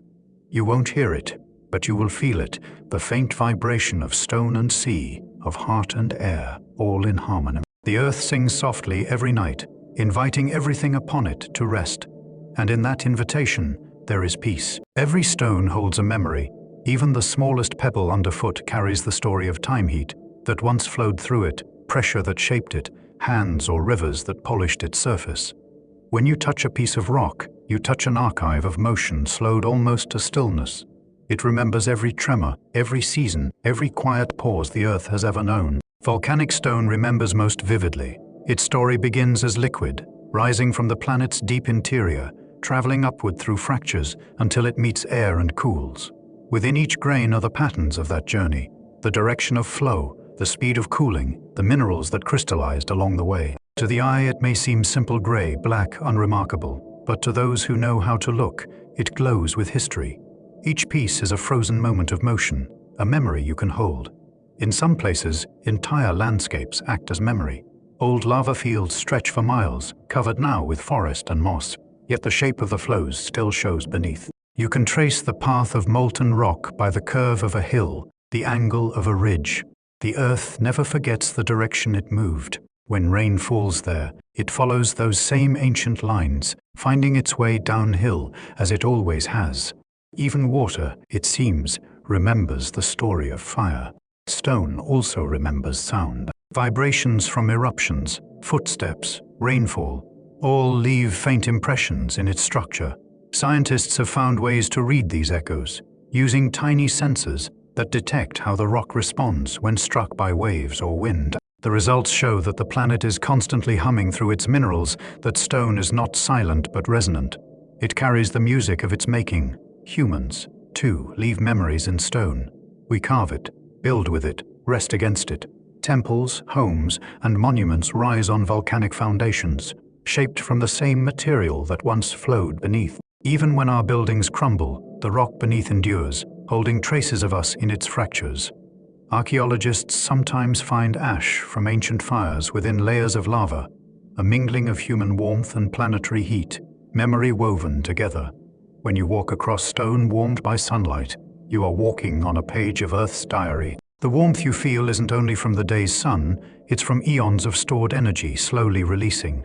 If you could listen closely, perhaps you'd hear faint vibrations, stone exhaling the memory of fire, whispering its patience to everything that touches it. At night, when the air cools and the ground begins to give back its heat, the process reverses. The rock exhales warmth into the air, creating pockets of comfort that animals and plants seek. Long after the sun has gone, stones keep glowing gently, as if reluctant to forget the day. In that glow is a lesson. Holding and releasing are both parts of remembering. Our own memories work the same way. We collect experiences like layers of sediment, moments of joy, loss, discovery, calm. Over time, they harden into understanding. When we share them, they soften again, becoming part of the world around us. Memory, whether in rock or mind, is never static. It is a cycle of holding and letting go. The memory of stone is the memory of Earth itself, patient, enduring, full of quiet warmth. To sit beside an old rock, or rest your hand on a mountainside, is to join that continuum for a while, to feel time stretch beyond worry or haste. The planet remembers everything, and in its remembering, it forgives everything. That is the comfort of stone. It holds the past without judgment, and in doing so, teaches us how to rest. There is a quiet fire that lives inside every one of us. It does not burn, it warms. It hums in the pulse, beneath your wrist, in the heat of your breath, in the glow that radiates from living skin. You are not separate from the planet. You are a smaller reflection of its rhythm, a spark of its long and patient flame. The same elements that flow through volcanoes flow through you: iron, calcium, oxygen, carbon. You are the earth made conscious of itself. When you breathe, the air entering your lungs carries particles that were once part of eruptions, drifted across oceans, and settled again as soil. When you eat, you take in the minerals of rock, broken down by time and rain. When you drink water, it may have passed through lava tubes or aquifers carved by molten flow. Every motion of your body is powered by energy that began in the stars and traveled through stone to reach you. You are geology in motion, living and feeling and breathing the planet's memory. Your heart is its own volcano of rhythm, steady, pulsing, adjusting quietly to each breath. It rises and falls like magma in a chamber, finding balance between pressure and release. Even your emotions follow that pattern. Joy builds, sadness subsides, calm returns. The same physics that governs eruptions governs the tides of feeling within us. Tension, release, renewal. When we rest, we cool. When we create, we burn. When we forgive, we flow again. Sometimes life feels like eruption, too much energy, too little space. But remember, eruptions are not destruction. They are transformation. They clear space for new land, new life, new light. The difficult moments you endure are part of the same process, the Earth's way of teaching balance. The heat inside you, the emotion and motion are not problems to escape. They are proof that you are alive. Every pulse is a declaration of connection. If you could look at yourself through the calm eyes of a geologist, you would see that you are built from layers. Childhood and age, laughter and silence. Moments of courage and rest, they form strata, each one resting gently atop another. Some layers are smooth, some fractured, but all together they create strength. That is what mountains know, and what we eventually learn. Beauty lies in the accumulation of time. At night, when the world grows still and you lie quietly, the warmth in your chest continues to flow outward. It joins the air, the fabric, the floor beneath you, moving in infinitesimal waves. Your warmth and the planet's warmth are not different. They are the same energy, shifting through matter. Every heartbeat sends a small vibration through the world, and though it's too faint to measure, it becomes part of the Earth's ongoing music, the low song of everything breathing together. You and the volcano share this song. Both are vessels of motion and stillness. Both contain light that sometimes must rise. Both know how to rest. The volcano teaches through patience, reminding you that no fire lasts forever and no stillness is permanent. You teach yourself through awareness, learning to let warmth be kindness, not urgency. The two lessons meet in the middle, where peace lives. So tonight, as you breathe and your body begins to settle, think of that inner fire not as something to quiet but to honor. It is your inheritance, passed through stars, through stone, through time. Let it glow softly inside you, steady and calm. You are the volcano at peace, the earth remembering itself through you. In your warmth, the planet finds its reflection. In your stillness, it finds its song. After every motion, stillness returns. It does not arrive suddenly. It settles like evening mist, quiet and complete. The same way a volcano cools after release, the same way a wave dissolves into shore. Stillness follows all energy, gathering what remains and turning it into calm. The planet knows this rhythm instinctively. So do we. As night deepens, the wind slows. Clouds drift across the moon, their edges illuminated in soft silver. The land that burned long ago now sleeps beneath green canopies and fields of flowers. Even in places where lava once glowed, cool grass waves under starlight. The heat that shaped the terrain has become memory folded gently into the soil. The earth never stops moving, but its motions grow subtle that they begin to resemble rest. If you listen, you can hear how silence isn't the absence of sound but the balance of it. Crickets, distant waves, a breeze through leaves, together they form a low harmony, the same kind that hums through rock and root. The volcanoes are quiet, their vents breathing only the faintest sighs of steam. Deep below, magma moves at a crawl, slow enough to seem eternal. The world holds its breath not in fear, but in contentment. In this stillness, time feels wider. Minutes expand. Seconds soften. Thoughts that once rushed begin to slow, aligning with the longer rhythm of the earth. Your breathing matches the tempo, gentle, circular, unhurried. Each inhale carries the scent of cool stone and rain. Each exhale releases whatever heat remains inside you. The same process unfolds below your feet, warmth rising, cooling, resting. You and the planet share this equilibrium without even trying. There is beauty in this waiting. Mountains do not resist erosion. They trust the process that smooths them. Rivers do not struggle to find the sea. They follow the simplest path. The earth's wisdom lies in letting things be what they are until they become what they should be. Stillness, in that sense, is not the end of motion. It is motion perfected, stripped of effort. Some nights, faint tremors ripple through the ground, reminders that beneath the quiet, the heartbeat continues. But even those movements feel tender, like the body shifting in its sleep. The planet never truly stops. It only changes pace. The same is true for you. Within every pause, your cells renew, your thoughts settle, your heart finds its rhythm again. Rest is the surface form of life's deepest continuity. When dawn approaches, the horizon glows faintly. Steam rises from rivers, from damp forests, from the mouths of sleeping craters. The world exhales again, slowly, peacefully, as light returns. Stillness doesn't vanish. It transforms into motion, so gentle it goes unnoticed. The flutter of a leaf, the roll of a tide, the first distant call of a waking bird. Even as the day begins, the calm remains, a foundation beneath every sound. If you find yourself restless, remember this: the planet is always finding its way back to balance. Even after fire, after storm, after upheaval, it restores itself through patience. You can do the same. The stillness waiting in you is older than any thought, older than language. It has been here since the first magma cooled into rock, since the first breath of wind moved across the sea. It's not something you must create, it's something you return to. So let the quiet expand now. Feel the ground beneath you, steady and kind. Feel your own warmth easing into that rhythm. In this stillness, you are part of the planet's long rest, the pause between heartbeats, the space between tides, the peace that waits in every living thing. Stillness has returned. It always does. Morning comes softly. The horizon blushes, faint at first, then warm. Mists rise from forests and plains, and the long exhale of the planet becomes visible again. Thin ribbons of vapor drifting upward, curling in sunlight. The earth, having rested, draws its next breath. The cycle continues, effortless and eternal. In the cool air of dawn, the warmth of the ground feels different. It's gentler now, spread evenly beneath your feet, the leftover heat of yesterday's sun and ancient fires below. The planet does not rush to wake. It stirs gradually, allowing the light to unfold across its face. Volcanoes that slept through the night begin to glimmer faintly in the distance, their outlines soft against pale skies. Steam rises from hot springs, catching the early light like silver smoke. These are the sighs of a world stretching after sleep.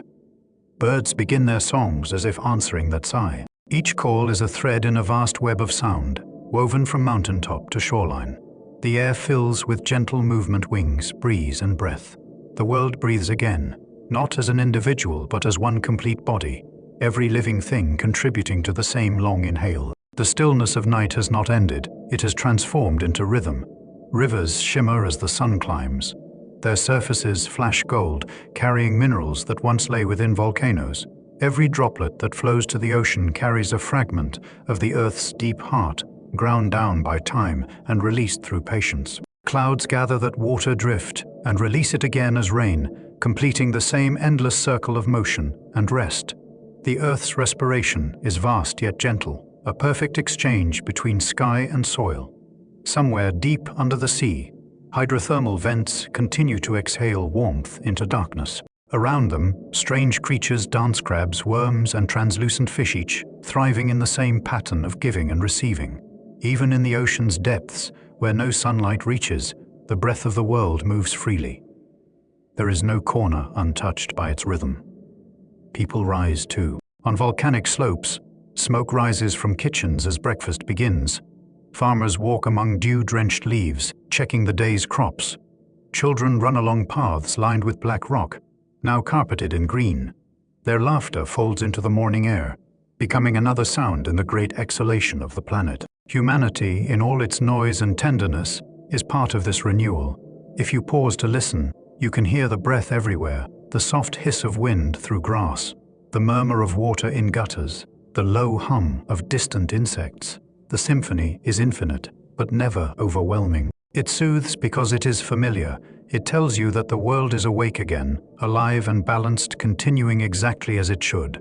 The Earth's breathing isn't measured in seconds or minutes.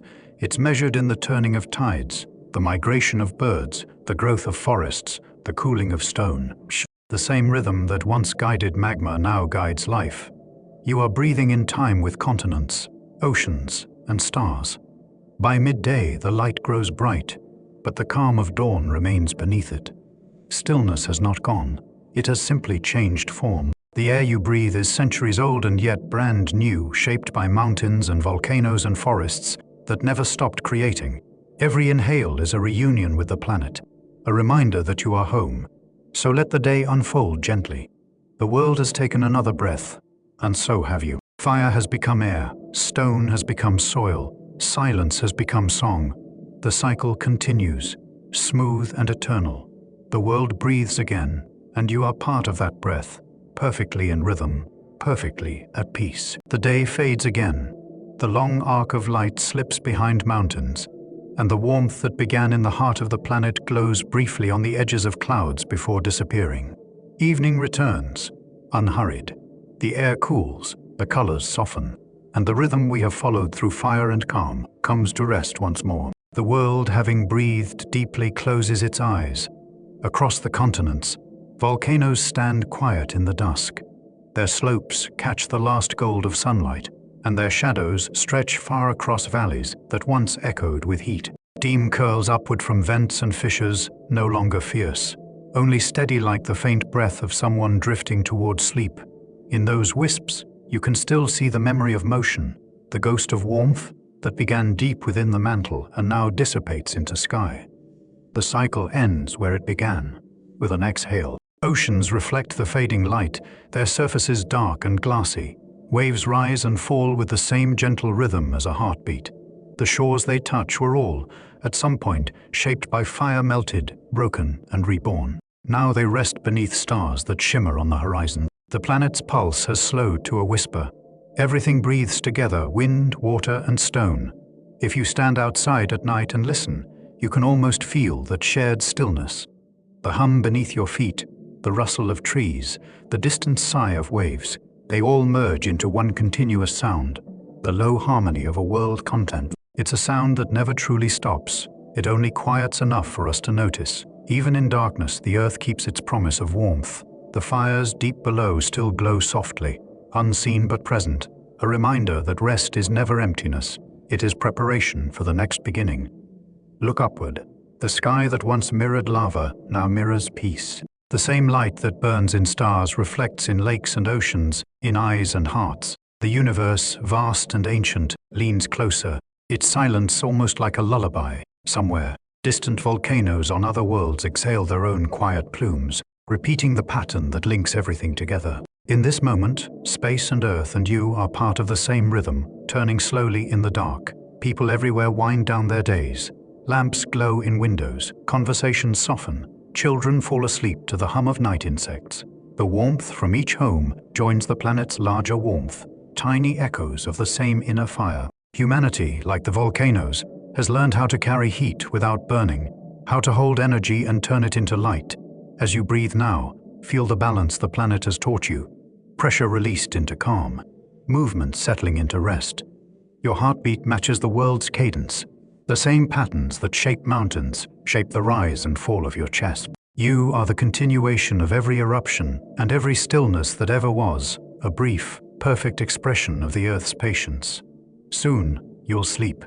Your body will cool like evening stone. Your breath will steady like the tide.